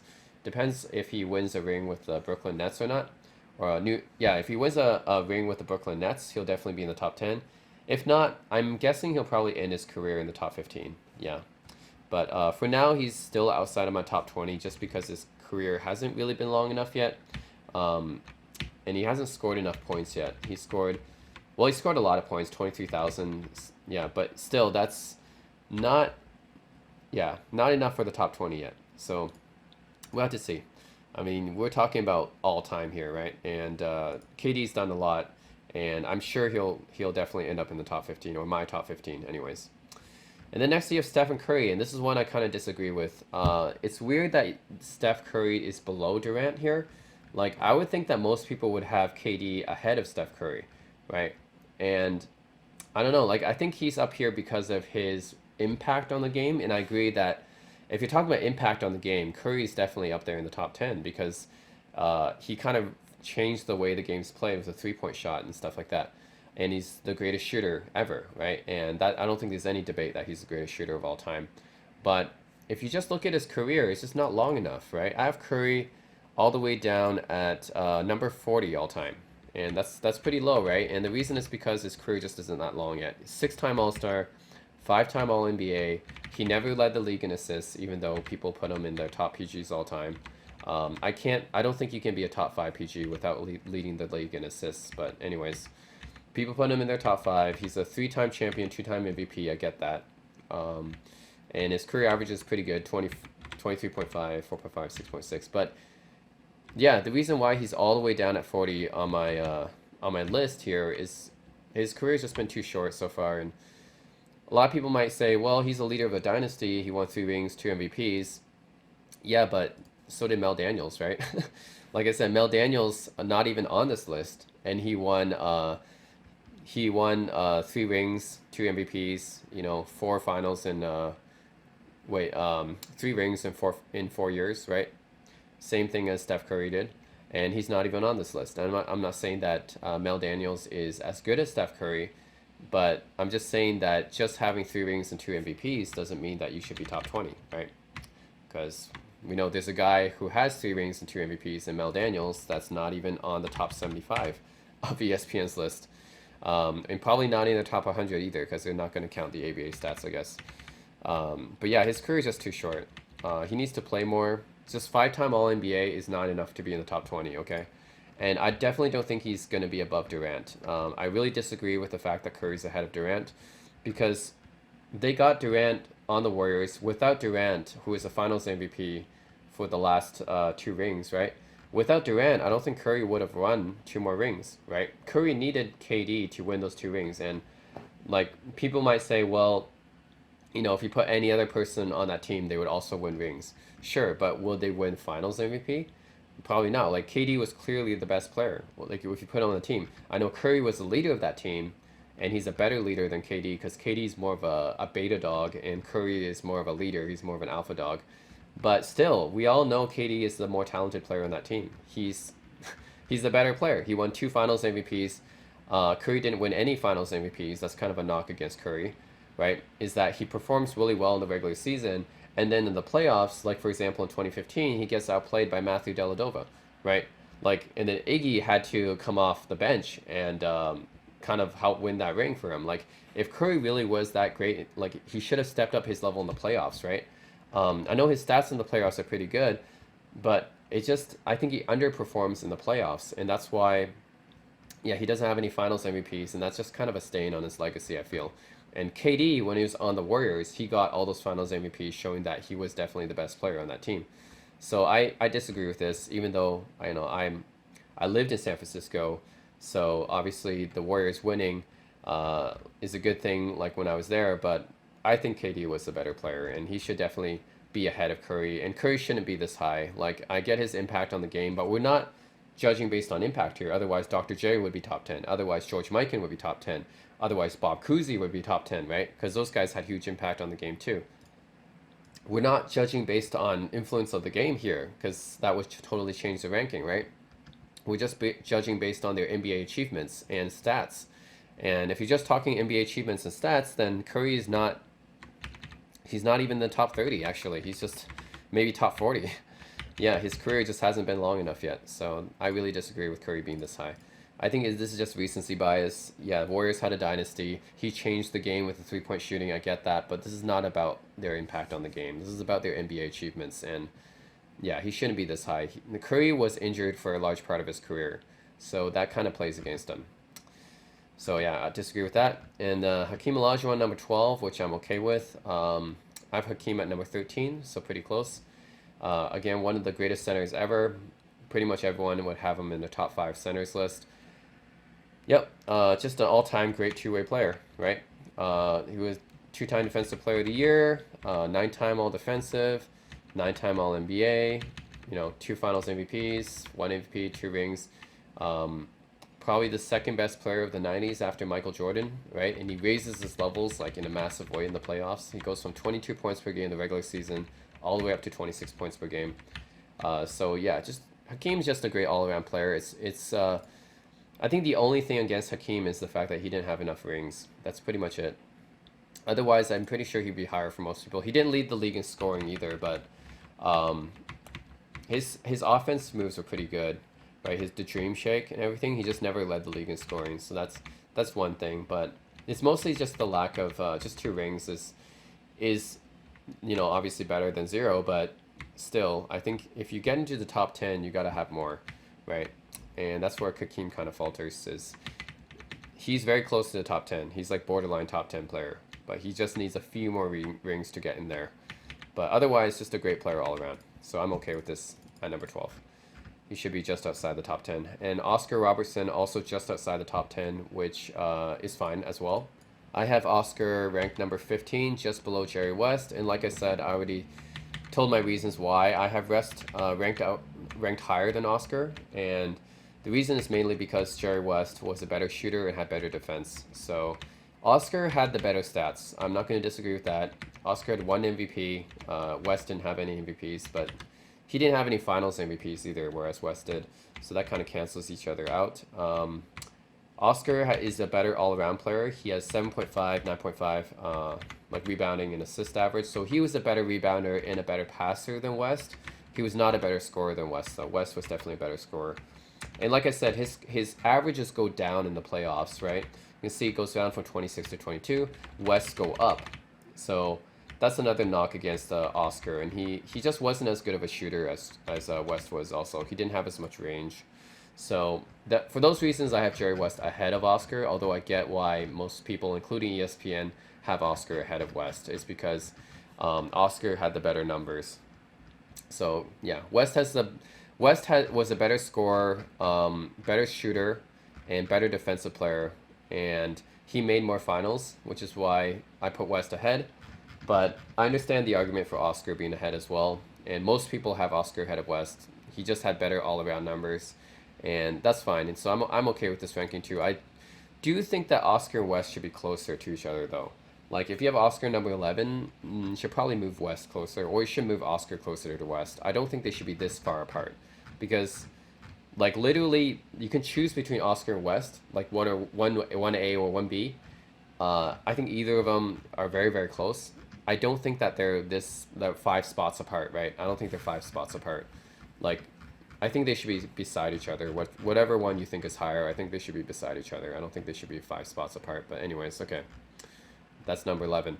All right, so the next video is going to be my commentary on the top 10 list, and I'm not going to do that in this video because it's already getting kind of long. So I'm going to do that in a separate video, and I'm going to put that in the end screen of this video. So I hope you guys can check that out. Thank you for sticking with me through the number 40 to number 11, and I hope you guys check out the next video, which is going to be my commentary on the top 10 list. Hey guys, so in this video I'll be doing a commentary on ESPN's all-time top 74 NBA players of all time. This video is part 3 of a 3-part series, and I'm going to go through number 10 to number 1. So this is going to be my commentary on the top 10 here. Now I'm going to put a link to the other 2 videos that I made, part 1 and part 2, where I go through the rest of the top 74 players. There's a video on the number 74 all the way down to number 41, and then another video from the number 40 all the way down to number 11. So be sure to watch those 2 videos first before diving to this one, or if you just care about the top 10, which I know a lot of people only care about the top 10, then just go ahead and you can just watch this video, okay? So, okay, let's go. Shaq, number 10. I'm okay with this too. I have Shaq ranked number 10, so the exact same spot. I have him ranked higher than Hakeem, although a lot of people like to debate Shaq versus Hakeem. The reason I have Shaq higher than Hakeem is because so he has more rings. He has double the number of rings as Hakeem. He has 1 more Finals MVP. Didn't have as good defense. Hakeem obviously the better defender compared to Shaq. Shaq probably the better offensive player, right? Almost 24 points per game, and he was just a dominant beast in the playoffs, right? In the playoffs, so the thing about Shaq is that regular season, his numbers are good, but considering how dominant it was, I think it could have been better. Like, he didn't actually average over 30 points a game before. He never led the league in rebounding. He never led the league in blocks.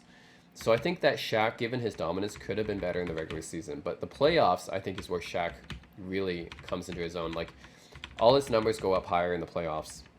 So Shaq definitely wasn't fully around in the playoffs, so that's where he raises his game. Same with Hakeem, by the way. Hakeem also raised his game in the playoffs, which is, I mean, that's why they're both really great players, right?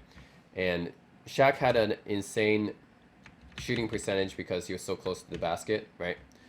Couldn't shoot free throws, but he had a really high field goal percentage, though. Yeah, just a really dominant player, and for sure consensus. I would say some people don't have him in the top 10. He's not necessarily a top 10 player, but definitely in, I would say, top 13, top 12-ish. Yeah, he should be very, very close to the top 10, right? If you don't have Shaq in your top 10, he should be very close to the top 10. So I'm okay with him at number 10 because it's either him or Hakeem. You want to choose between which one's better. Either way, they're both very close to each other, so that's fine. So Shaq, top 10 player, I'm okay with that, even though, actually he's in my top 10 too. Personally, I would actually not have him in my top 10 though. I think I actually have Jerry West higher, personally, but that's fine. Then Kobe Bryant, number 9. And that's actually personally where I have Kobe Bryant too. And this is actually a few spots higher than where ESPN had him last time. So remember when ESPN came up with the top 100 players? Their initial list 4 years ago, Kobe Bryant was at number 12, and then everyone went crazy because of that. Like, oh, you're so disrespectful to Kobe Bryant. He's at number 12. He's like, you know, top 10 player for sure. And yeah, he's in my top 10 too. And I wasn't too like I didn't feel too bad about Kobe being in number 12 though. I think he's somewhere between the number 8 to number 12 range. I think is where he really should be ranked. But a lot of he has so many fans. He's so popular everywhere, and a lot of people have him in their top five.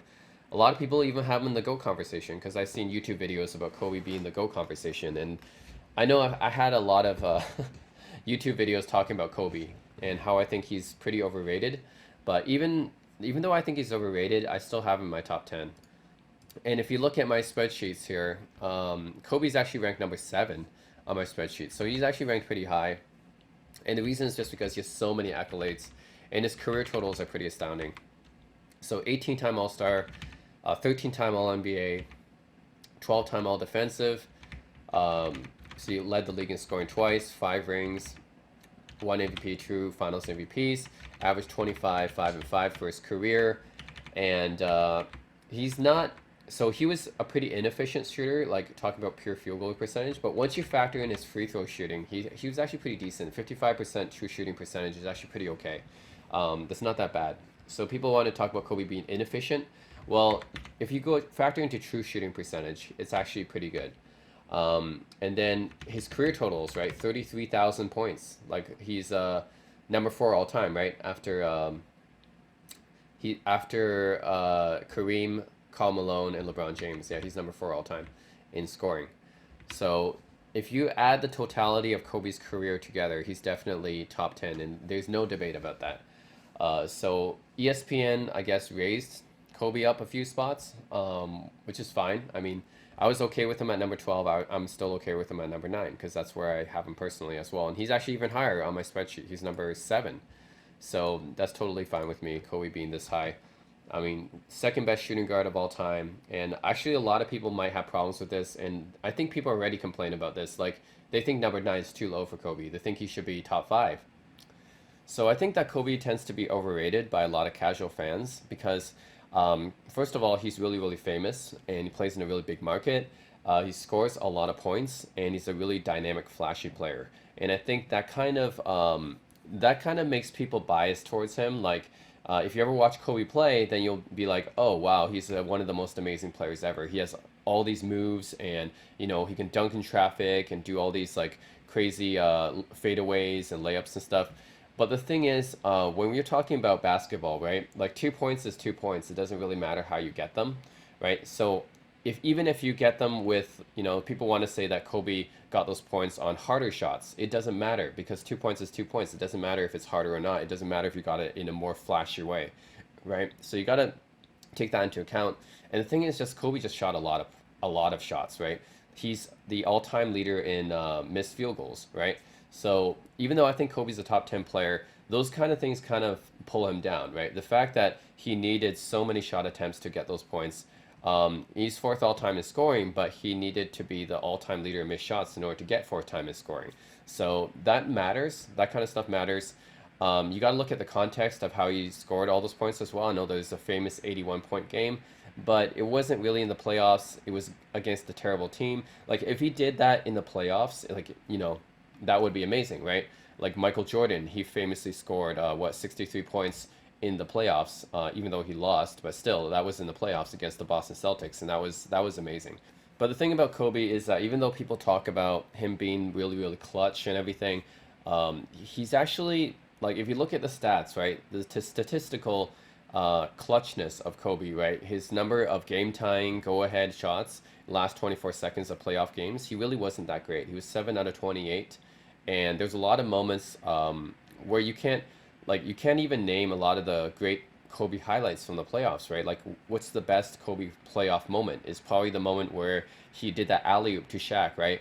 Which gave him the win over the Portland Trailblazers in Game 7 of the 2000 Western Conference Finals, right? But that was a pass. That wasn't even a shot. So, what shot can you really name that Kobe had in the playoffs that was super memorable, right? The thing is, most people don't really know one, right? So yeah, Magic Johnson with that 1987 NBA Finals with that baby skyhook, right? That was Game 6, I think. Your Kareem Abdul-Jabbar, Game 6, 1974 Finals with that skyhook to send the game into overtime. You got LeBron James, right, scoring the last 29 out of 30 points in 2007 against the Pistons.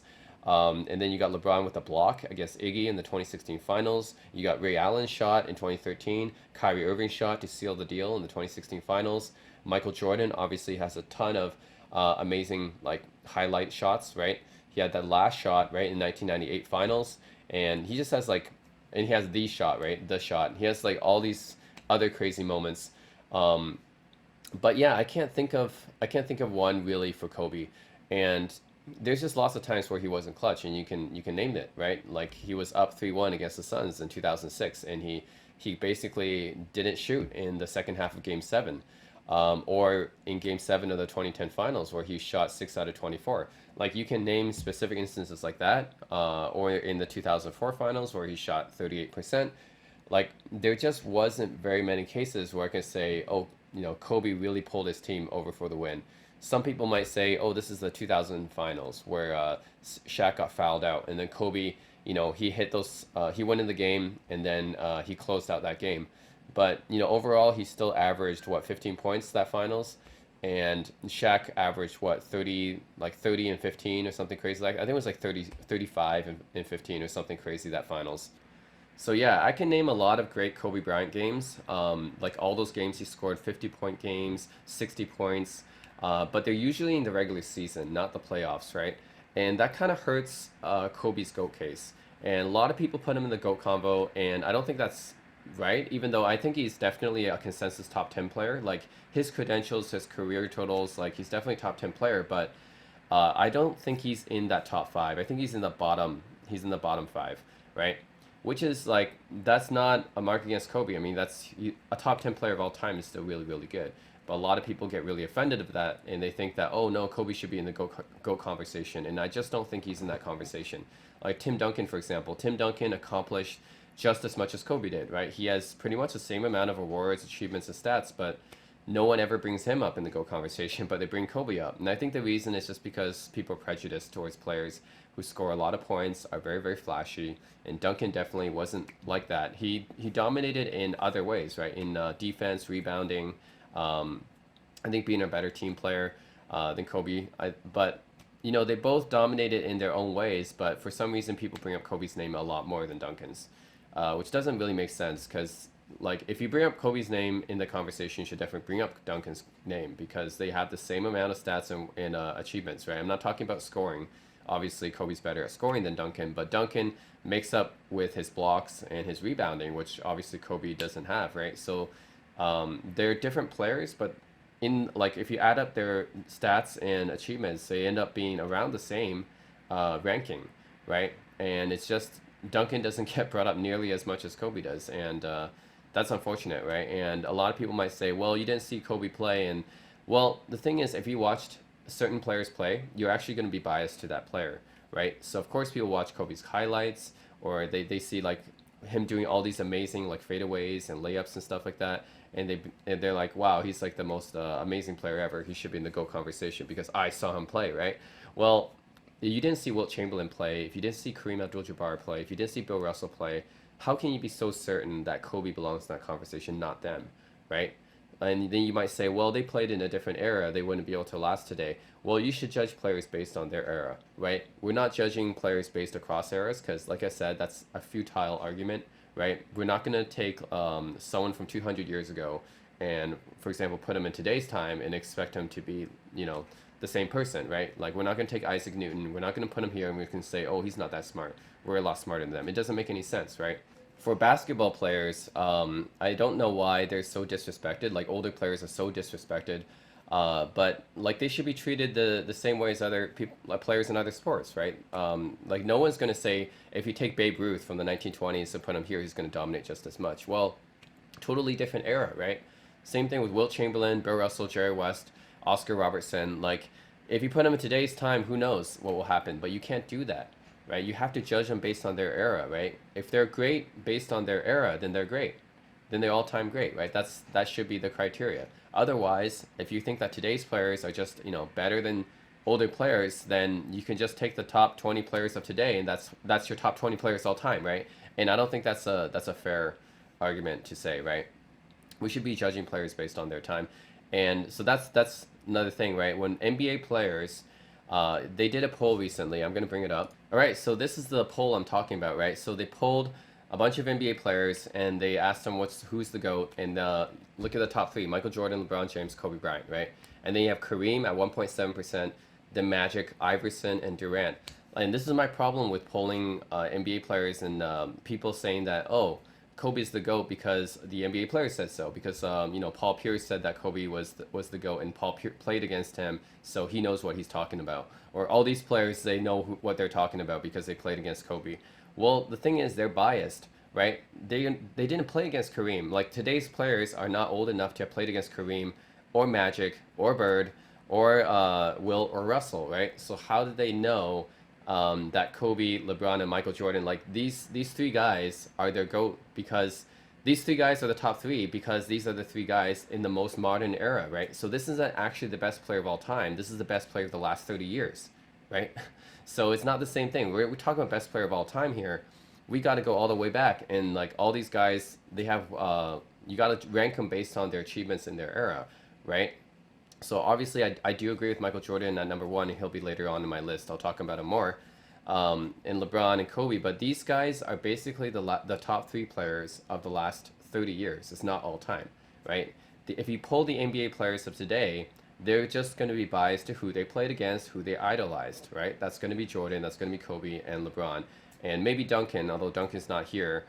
Again, I think people are just biased to players who score a lot, but Kareem being at 1.7%, that's a travesty, man. Like, Kareem, all-time leading scorer, six-time champion, six-time MVP, averaged 24 and 11 in 20-year career. Like, how is he 1.7% on this one?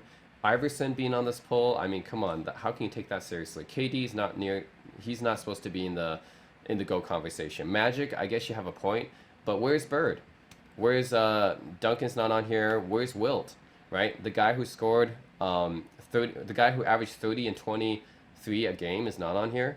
The guy who has over 70 NBA records is not on here. Bill Russell, the guy who won 11 rings, is not on here, right? So that's why I don't take the NBA players' opinions seriously, because they're so biased to the recent players that they played against and that they grew up with, right? So this poll really should be the best player of the last 30 years, not the best player of all time, because you're not going to get people who played against Kareem. If you ask Dr. J, who played against Kareem, he says Kareem. If you ask Isaiah, who played against Kareem, he says Kareem, right? If you ask guys who played in the 60s, like Rick Barry, then he'll say Wilt Chamberlain, right? Or if you ask Walt Frazier also says Wilt Chamberlain, right? It depends on who you ask. Obviously, if you ask older players, they're going to be more biased towards older players. But here you're asking modern players who are more biased to modern players, right? So that's why whenever I hear a modern NBA player say that Kobe or Jordan or LeBron is the GOAT, then I have to take that with a grain of salt, because that's who they played against, or that's who they idolized, right? So they're going to be biased towards the players in their era, right? So that's why I think that my ranking is probably the most objectively unbiased, because it judges players based on their awards, stats, and achievements from their own era, right? That's what they achieved in their era, and we can't compare eras. And obviously, I'm a millennial, right? I never saw Wilt play or Russell play. I never even saw Jordan play, right? But I can be objective because I never like saw these guys play. I can't be biased to them, right? I can only see their stats and achievements in this kind of vacuum, and that kind of makes me more unbiased, I think. So that's why you might look at my spreadsheet and you might think some things are weird or off, but it's very, very objective, right? I'm judging everyone based on the exact same criteria, all based on achievements that they did in their era, right? I'm not gonna go by the eye test or like, hey, I saw this guy play and that's why he's the best. I'm not going by any subjective things like that, right? I'm not doing any era comparisons, like how would Bob Cousy or Bob Pettit play in today's era. Like, I can't do that, right? I have to judge them based on their own era and what they accomplished in their era. And I think that's more fair. And I think that today's analysts, today's fans are very unfair towards older players, because they always try to compare the eras, and then they always look down on the older players because they think that they can't do anything in today's era, and that's just not fair. You have to judge them based on their own era, and that's why I think my spreadsheet is very fair and very unbiased. So yeah, that's why I can't take NBA players who say that Kobe is the GOAT seriously, because like they never played against like Kareem, Wilt, or Russell, or Magic, or Bird. So how can they say that, right? Basically, you're asking their opinion of who's the best player that you played against that was in your lifetime is basically what that question is. And we're talking about the greatest of all time, right? Not just of someone's lifetime. So anyways, that's a long-winded discussion. I have another few videos on YouTube up already about Kobe and LeBron, and how they compare against each other. But yeah, safe to say that I don't rank Kobe as highly as some other casual fans do, but I do rank him in my top 10, so I'm not like totally disrespecting him or anything. Keep in mind that ESPN had Kobe at number 12 4 years ago, okay? So I still have him. I have him at number 9, just like ESPN does, right? And I don't think that's disrespecting him. I think that's a totally fair place for him, just based on all the arguments I just said, right? And if you want more evidence, then we can take a look at the stats too. So I'm going to bring up my spreadsheet here. Let's see, let's just go by the career totals here. I know his career totals is staggering, right? But the problem is he doesn't have enough MVPs, and I know a lot of people want to talk about Kobe getting robbed of MVPs, but it just isn't true. Like, he just didn't have a good enough team in his prime, and whether you like it or not, having a good team is pretty essential to winning the MVP. That's why Steve Nash won the MVP over Kobe. It's not because the stats, right? Like, it's not because MVP is not based on stats, right? If it was based on stats, then Wilt Chamberlain would have won the MVP every year, right? And he didn't. And Michael Jordan didn't win MVP the year he averaged 37 points a game. James Harden didn't win MVP the year he averaged 36 points a game, like, which was last year, right? And Kobe didn't win MVP the year he averaged 36 points a game, and I think that's fine. But like, Kobe fans, they all want to like talk about there's a conspiracy against Kobe to rob him of MVPs and stuff. No, there wasn't, right? He just didn't have a good team. And I know he scored a lot of points during that time, but that's never what determined who the MVP was, right? What determined the MVP was the player with a top 3 seed. That's why Nash won it over him, and he wasn't even top 3 in MVP voting during that time, right? Like, he missed the playoffs in 2005, so he wasn't on the ballot. And then in 2006, I think he was like the last seed, right? So he was like 4th in MVP voting. And then in 2007, he was 3rd in MVP voting. He was never 2nd in MVP voting during that time. So you can't be robbed if you're not 2nd, right? So I don't think he was robbed of any MVPs. So he only has 1 MVP. So that's probably the biggest stain on his resume as in concerns of being a top 5 player or even in the GOAT conversation. I think if you were to put GOAT, like Kobe, in the GOAT conversation, he has to have more MVPs. Like, there's no way you can call Kobe the greatest player of all time with only 1 MVP. It just doesn't work like that, right? And more than 2 Finals MVPs would be better too, right? He doesn't have any Defensive Player of the Year either, although he has a lot of all defensive selections. But I think as an all-around player, he was great. But the fact that there's a lot of players above him which won more MVPs, more Finals MVPs and stuff, I think that's the main reason that's keeping Kobe outside of the top 5. Yeah. And I just think his position number 9 is very justified. And if you want to do a comparison, I can explain why each player ahead of him is ahead of him, right? So compared to Tim Duncan, he's not as good of a rebounder or shot blocker, but he's a better scorer. So I would say that stats-wise, they kind of cancel each other out. They have about the same awards and achievements, except Duncan has 1 more MVP and 1 more Finals MVP. So that kind of puts him over the edge over Kobe. I think Duncan and Kobe are ranked very, very similar to each other, but the extra MVP and Finals MVP that Duncan has kind of pushes them over the edge.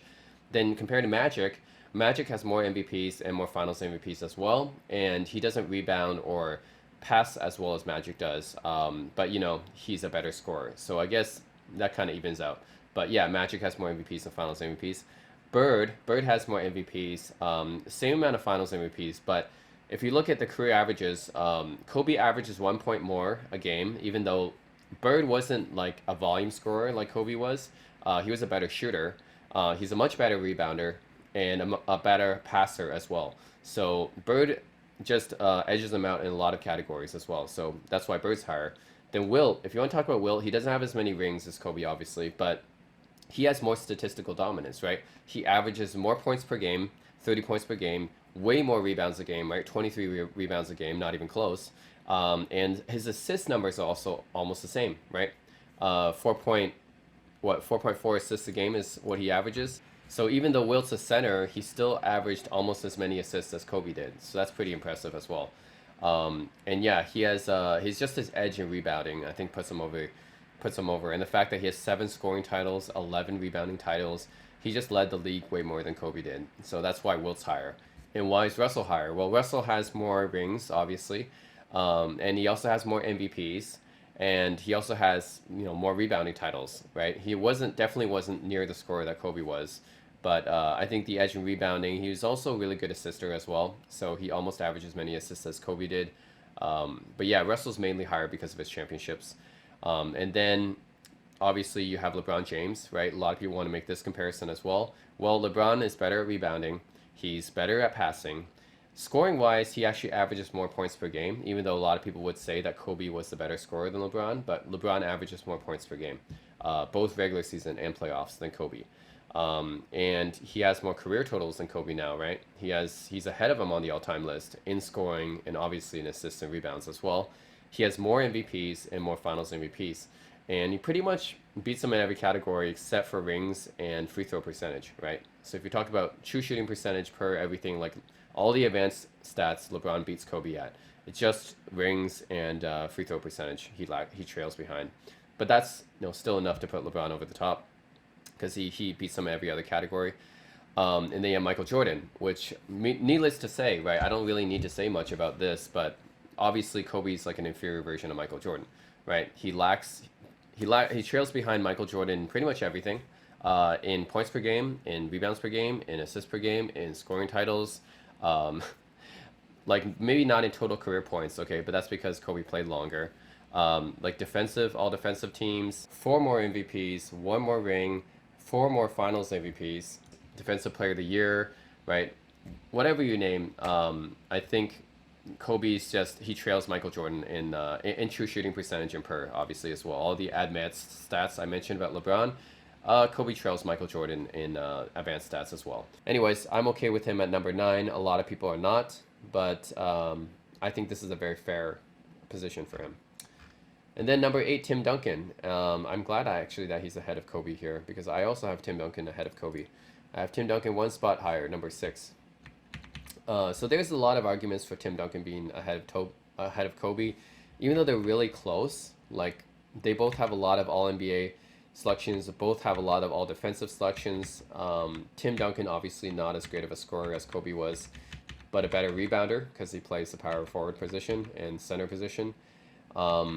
His career totals, right, as you would expect, he has a lot more rebounding, doesn't have as many points, but I think the thing that makes Tim Duncan over Kobe is really that extra MVP and that extra Finals MVP that he has over Kobe. That gives him the edge, right? So the stats and everything, like even though they're very, very different players, I think their stats are comparable. Duncan's a better rebounder. Kobe, a slightly better assister and passer, but much better scorer. They're both roughly equivalent in true shooting percentage and per.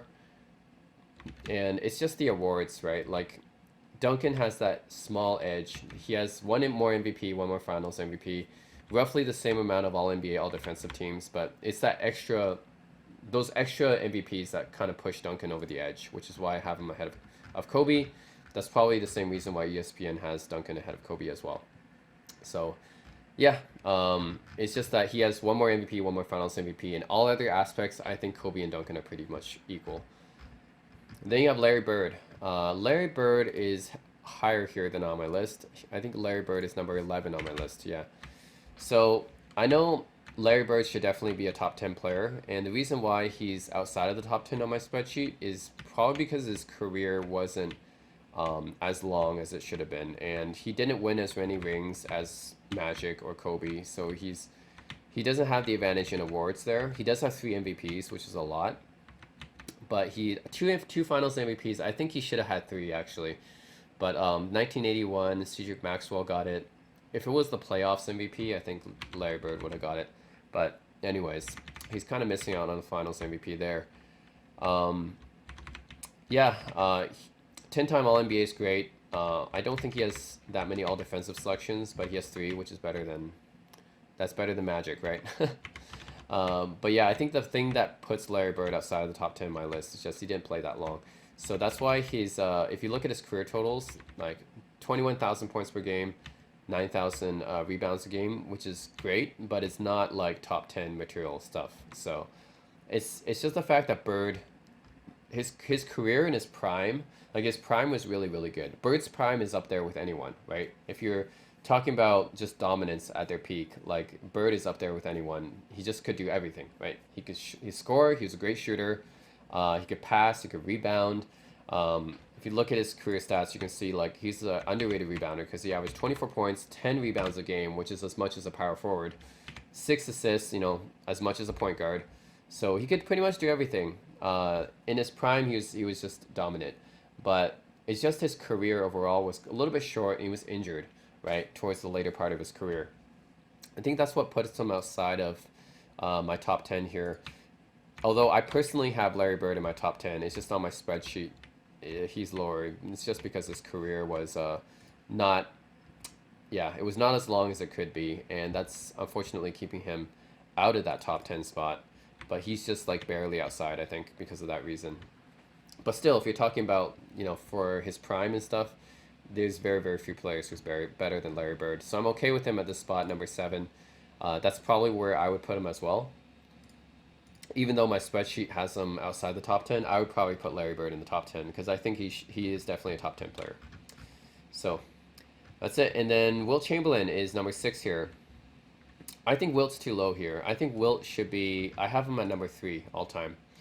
And I think Wilt is, like, he's one of those really polarizing players because he didn't win as many rings, but he's probably the player that, when you think about players that didn't win many rings, but is in people's like all-time GOAT list, I think Wilt Chamberlain should be up there because actually he didn't have a good team for most of his prime until like later in his career he had a good team, right? And then he started winning more. So you can just take that into account that Wilt didn't really have a great team for most of his prime. And this was during a time when there was no free agency, right?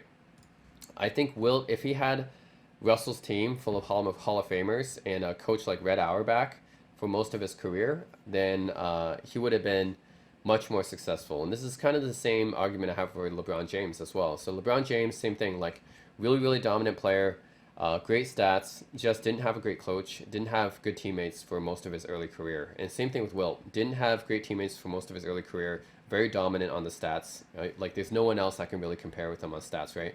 Didn't really have a great coach. Like Russell had Red Auerbach his entire career. Wilt, like he didn't have a good coach until later, until he got Alex Hannum. And then he got Bill Sharman after that. But for most of his prime, he didn't really have a good teammates or good coach. That's why he only won 2 rings. But everything else, like Wilt's just, I mean, just look at his awards and stats, right? It speaks for himself. Like, I put all defensive. I gave Wilt all defensive selections as well. I kind of put him below Russell for the defense, but he's still like, he should have been all defensive for pretty much most of his career. One of the best, I think one of the 2 best two-way players of all time, him and Michael Jordan, I think.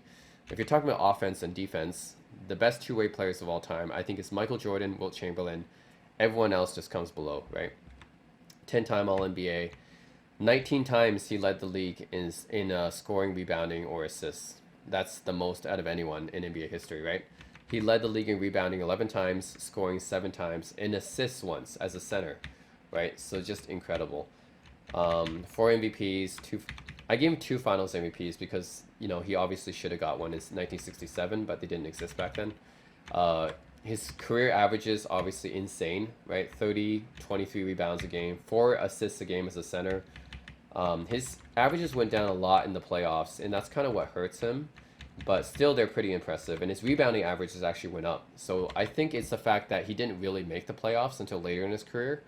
But that's when he started playing more as a team player, and then he started rebounding more. So I think that's why his rebounding actually went up in the playoffs, but his scoring went down. It's because during the early part of his career, he really didn't make it through the playoffs. And then in the later part, he didn't score as much. So that's why his later part of his career was more successful, right? So that's why it's like that. And yeah, just career totals, obviously, he's pretty good as well. 31,000 points, 24,000 rebounds. He has the most rebounds all time. He has an insane per for his career. So, yeah, Wilt Chamberlain should be like in the top three. I think the fact that they have number six here, I think might be just because they focused a lot on rings. I think ESPN could not put a guy who only had two rings in their top five. Yeah, I think it's just because of the rings. That's it. Um, yeah, it says the only reason he doesn't rank higher on lists is he won only two NBA championships. So I'm pretty sure the only thing keeping him out of the ESPN's top five is just he only had two rings. And that's it. I mean, for everything else, I think Wilt Chamberlain should be in the GOAT conversation, right? For me, he's top three all time. There's no debate about it. All right, next is Magic Johnson. So Magic is in the top five here. I don't have him in my top five. I have him at number 9 all time. So I have him a bit lower than most people have him. And I think just the reason is kind of similar to Bird. His career just wasn't long enough because he contracted HIV, so he had to retire early, right? But yeah, 10-time All-NBA. He doesn't have any all-defensive selections, which kind of hurts him.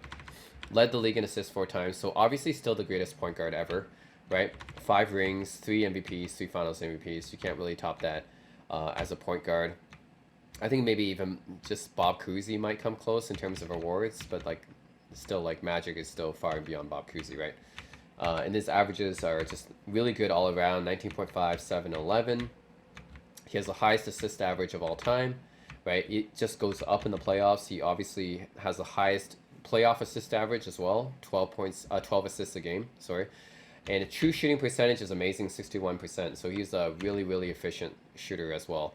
Although I wouldn't really call him a shooter, he didn't really have much range. It's that he just chose to take really efficient shots, right? He was more of a driver and a layup guy, right? It's not like he shot 3-pointers or anything like that.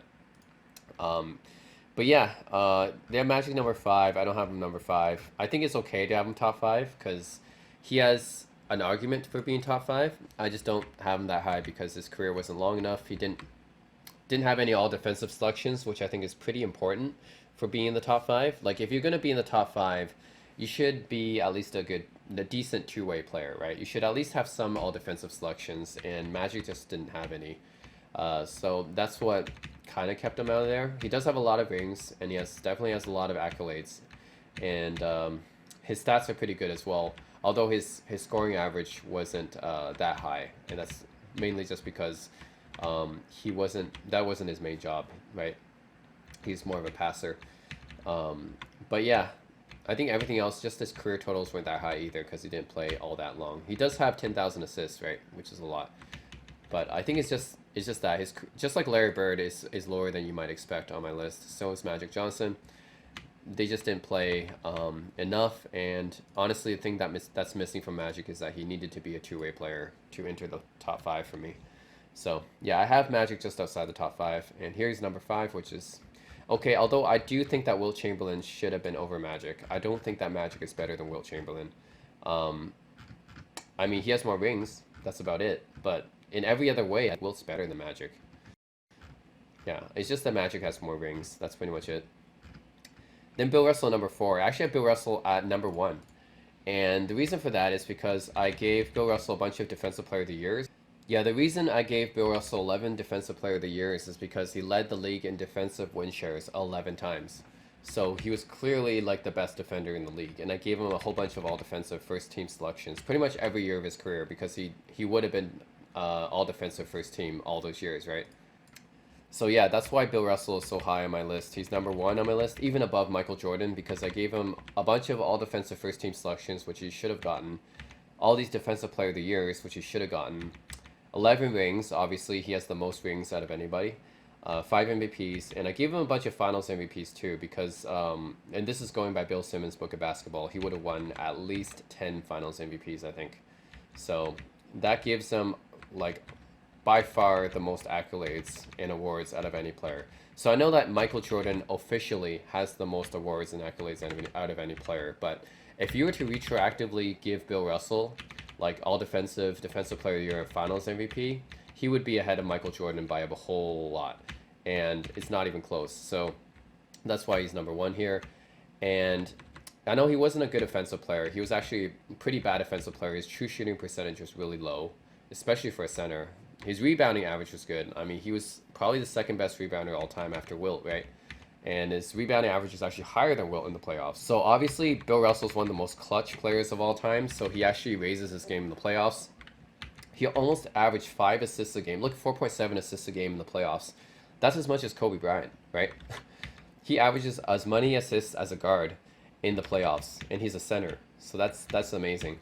And he pulled down the second most rebounds of all time. But I think overall, I have Bill Russell number one all time because I gave him all these awards and stuff that should have existed. Didn't exist in his time, but I kind of retroactively gave him a bunch of awards and stuff. And if I did that, then he would be number one. So that's why I'm Bill Russell number one on my list. I think people don't rank Bill Russell as high because these awards didn't exist during their time, and they don't retroactively give them those awards like I do. And also because of the fact that he didn't really score that much, and people just focus on scoring, right? So, yeah, he only averaged 15 points a game. He wasn't a great shooter at all. He was a pretty terrible free throw shooter as well, just like Wilt was. So, yeah, I think that's why he's not ranked as high by most people. He's definitely higher on my list specifically because he has the most awards out of anyone by far.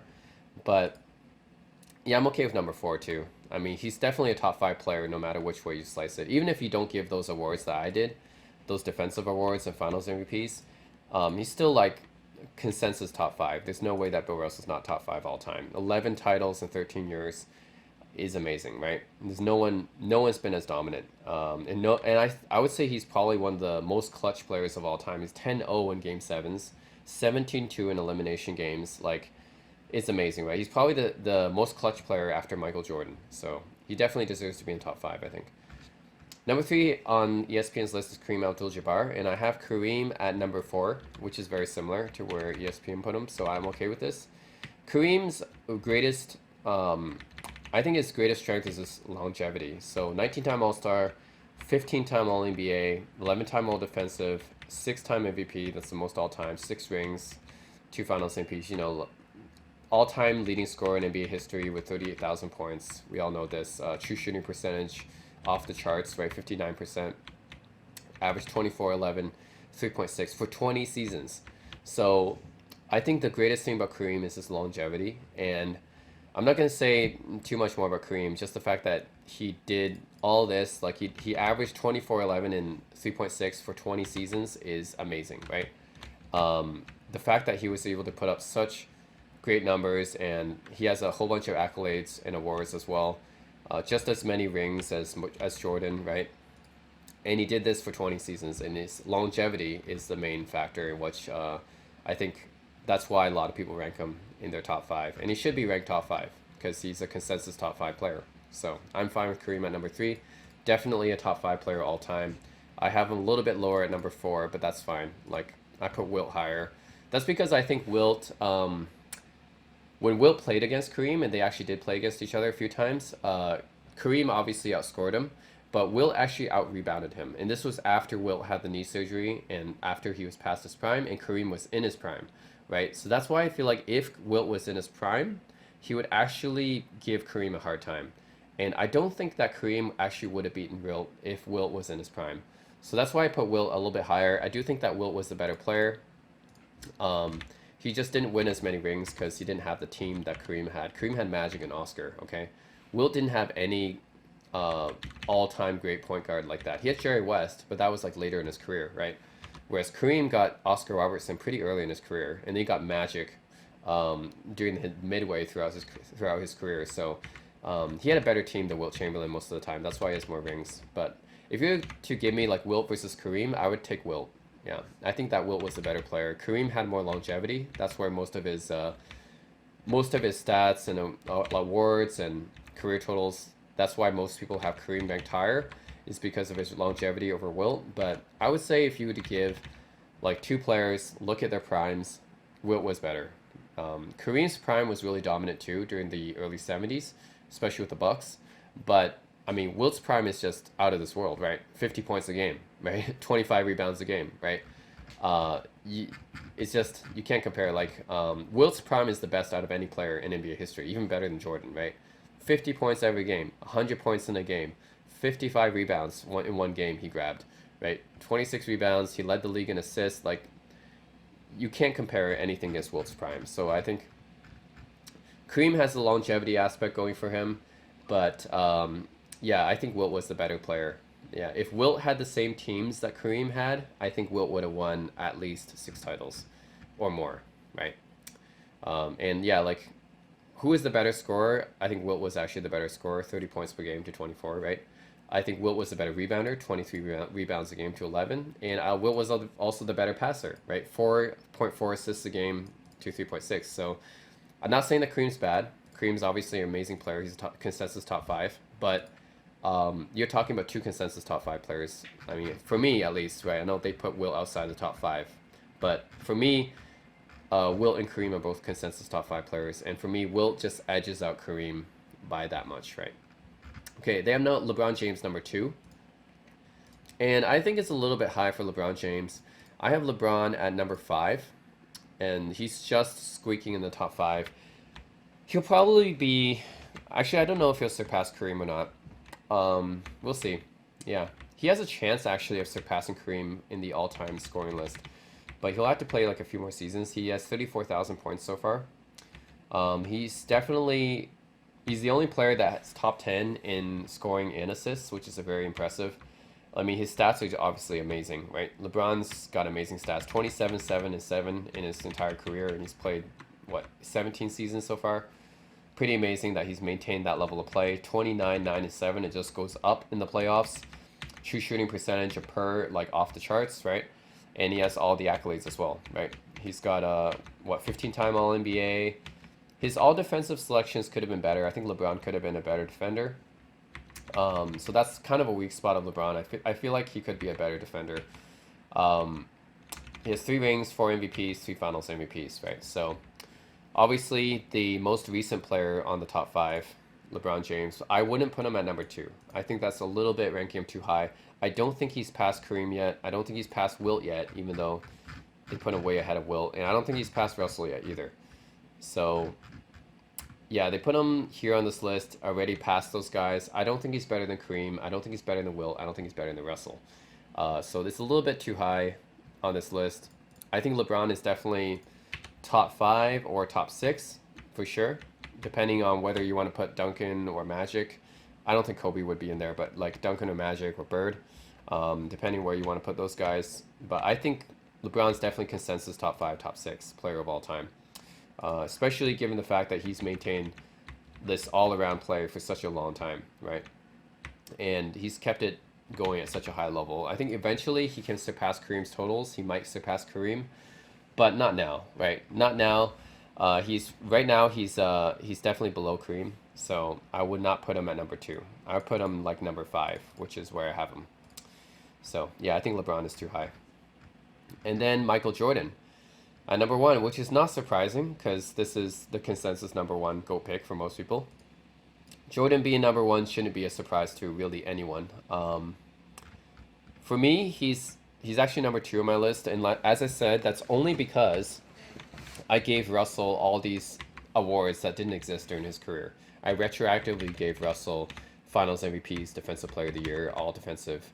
But if you're just to talk about awards as they existed, then yeah, Michael Jordan is the most awarded, most accoladed player of all time, and you just can't dispute that. 11-time All-NBA, 9-time All-Defensive, 10-time scoring leader, Defensive Player of the Year, 6 rings, 6-0 in the finals, right? 5 MVPs, 6 Finals MVPs, and then his career averages, right? He has the highest scoring average of all time, I think tied with Wilt, 30 points per game. And then 6 rebounds, 5 assists a game, and the highest playoff scoring average of all time with 33 points per game. And then really good true shooting percentage as well, all-time high per, right? And 32,000 points. So it's really hard to argue against Jordan being the greatest of all time. Just he has the best stats, the best awards. Like, he just has everything, right? He doesn't really have any weaknesses, really. Like I said, the only reason Bill Russell's higher is because I gave him all these awards that didn't exist during his time. But if you just to talk about what actually the awards that were awarded and being an all-around player, like Bill Russell wasn't a scorer, right? Bill Russell had a terrible true shooting percentage, couldn't shoot free throws, and his field goal percentage was terrible too, even though he was a center. And so you can't really call Bill Russell a complete player.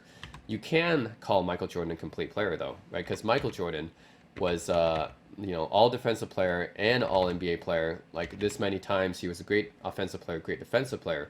So he added on both sides of the court. So a lot of people want to compare Michael Jordan to LeBron James, right? I think that's the main debate going on right now is who's better, LeBron or Jordan. I don't think it's particularly close. I think that Jordan is much better, and he's far and away the number one. Like LeBron is, like I said, he's top five, but he's not really close to number one because the awards, right? Like you can say for the stats, yeah, LeBron has probably already surpassed Jordan in stats. He's already higher than Jordan on the all-time scoring list. He averages more rebounds per game, more assists per game, and almost as many points per game. But the thing is, Jordan just has way more awards, and you can't really compete against that, right? Like he has 10 scoring titles. LeBron only has one scoring title, one assist title, but credit to LeBron James for leading the league in assists, by the way. That's pretty impressive. But Jordan just has way more titles, right? And he has 6 rings. LeBron only has 3, right? So that's half as many rings. That's not a little difference. That's actually a pretty big difference. He has one less MVP than Jordan, and he doesn't have as many finals MVPs, obviously, either. And then you go to the all-defensive, right? So all-NBA-wise, you can say Jordan and LeBron, they both have a lot of all-NBA selections. But defense-wise, LeBron just isn't close to being as great of a defender as Jordan. Jordan has a Defensive Player of the Year, 9-time All-Defensive First Team. LeBron just doesn't have that. So I don't think it's particularly close. I think Jordan is far and away either the 1 or 2, depending on how you want to view Bill Russell. I don't think that I will put Bill Russell number 1 personally, because I know he's number 1 on this spreadsheet, but that's just because of the awards that I gave him, right? But as an all-around player, like you can't call Bill Russell an all-around player because he wasn't an offensive player. But Michael Jordan, right? He did both, right? He did everything. Great two-way player. So he probably the best scorer the game's ever seen, along with Wilt Chamberlain. It's like him and Wilt are probably 1 and 1, 2. And then also one of the best defensive players of his position, right? So it's really hard to find a flaw in Michael Jordan's case here because he has all the awards. He's a two-way player. He has the stats.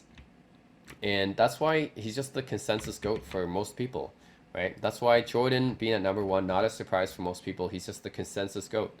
Like, there's almost no flaws to his case, right? You want to talk about LeBron's case, he doesn't have as many rings. He's not as good of a defensive player. You want to talk about Kareem's case, well, he doesn't have as many finals MVPs. And you want to talk about Russell's case, he's not as good as an offensive player as Jordan was. So he's not an all-around two-way player, right? And you want to talk about Magic's case. Magic wasn't a great defender, right? You want to talk about Wilt's case. Wilt doesn't have as many rings. So the thing is, for all these guys, there's kind of a flaw in their GOAT case argument. Actually, let's go even further. What about Larry Bird? Larry Bird doesn't have as many rings, right? That disqualifies him. Tim Duncan. Tim Duncan wasn't as great of an offensive player, so that disqualifies him.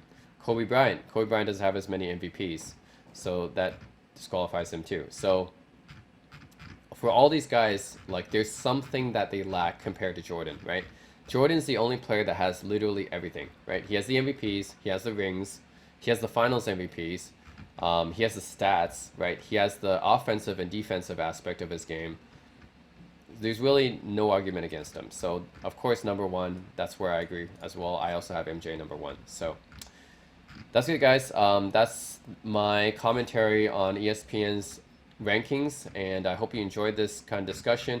You guys can leave some comments below if you disagree or agree. And yeah, that's it. That's my commentary. All of ESPN's players from in their top 74, as well as some players I think they left out. And I hope you guys enjoyed it. Please subscribe if you liked these kind of topics and discussions, and like my video if you liked it. And that's it. Thanks for watching.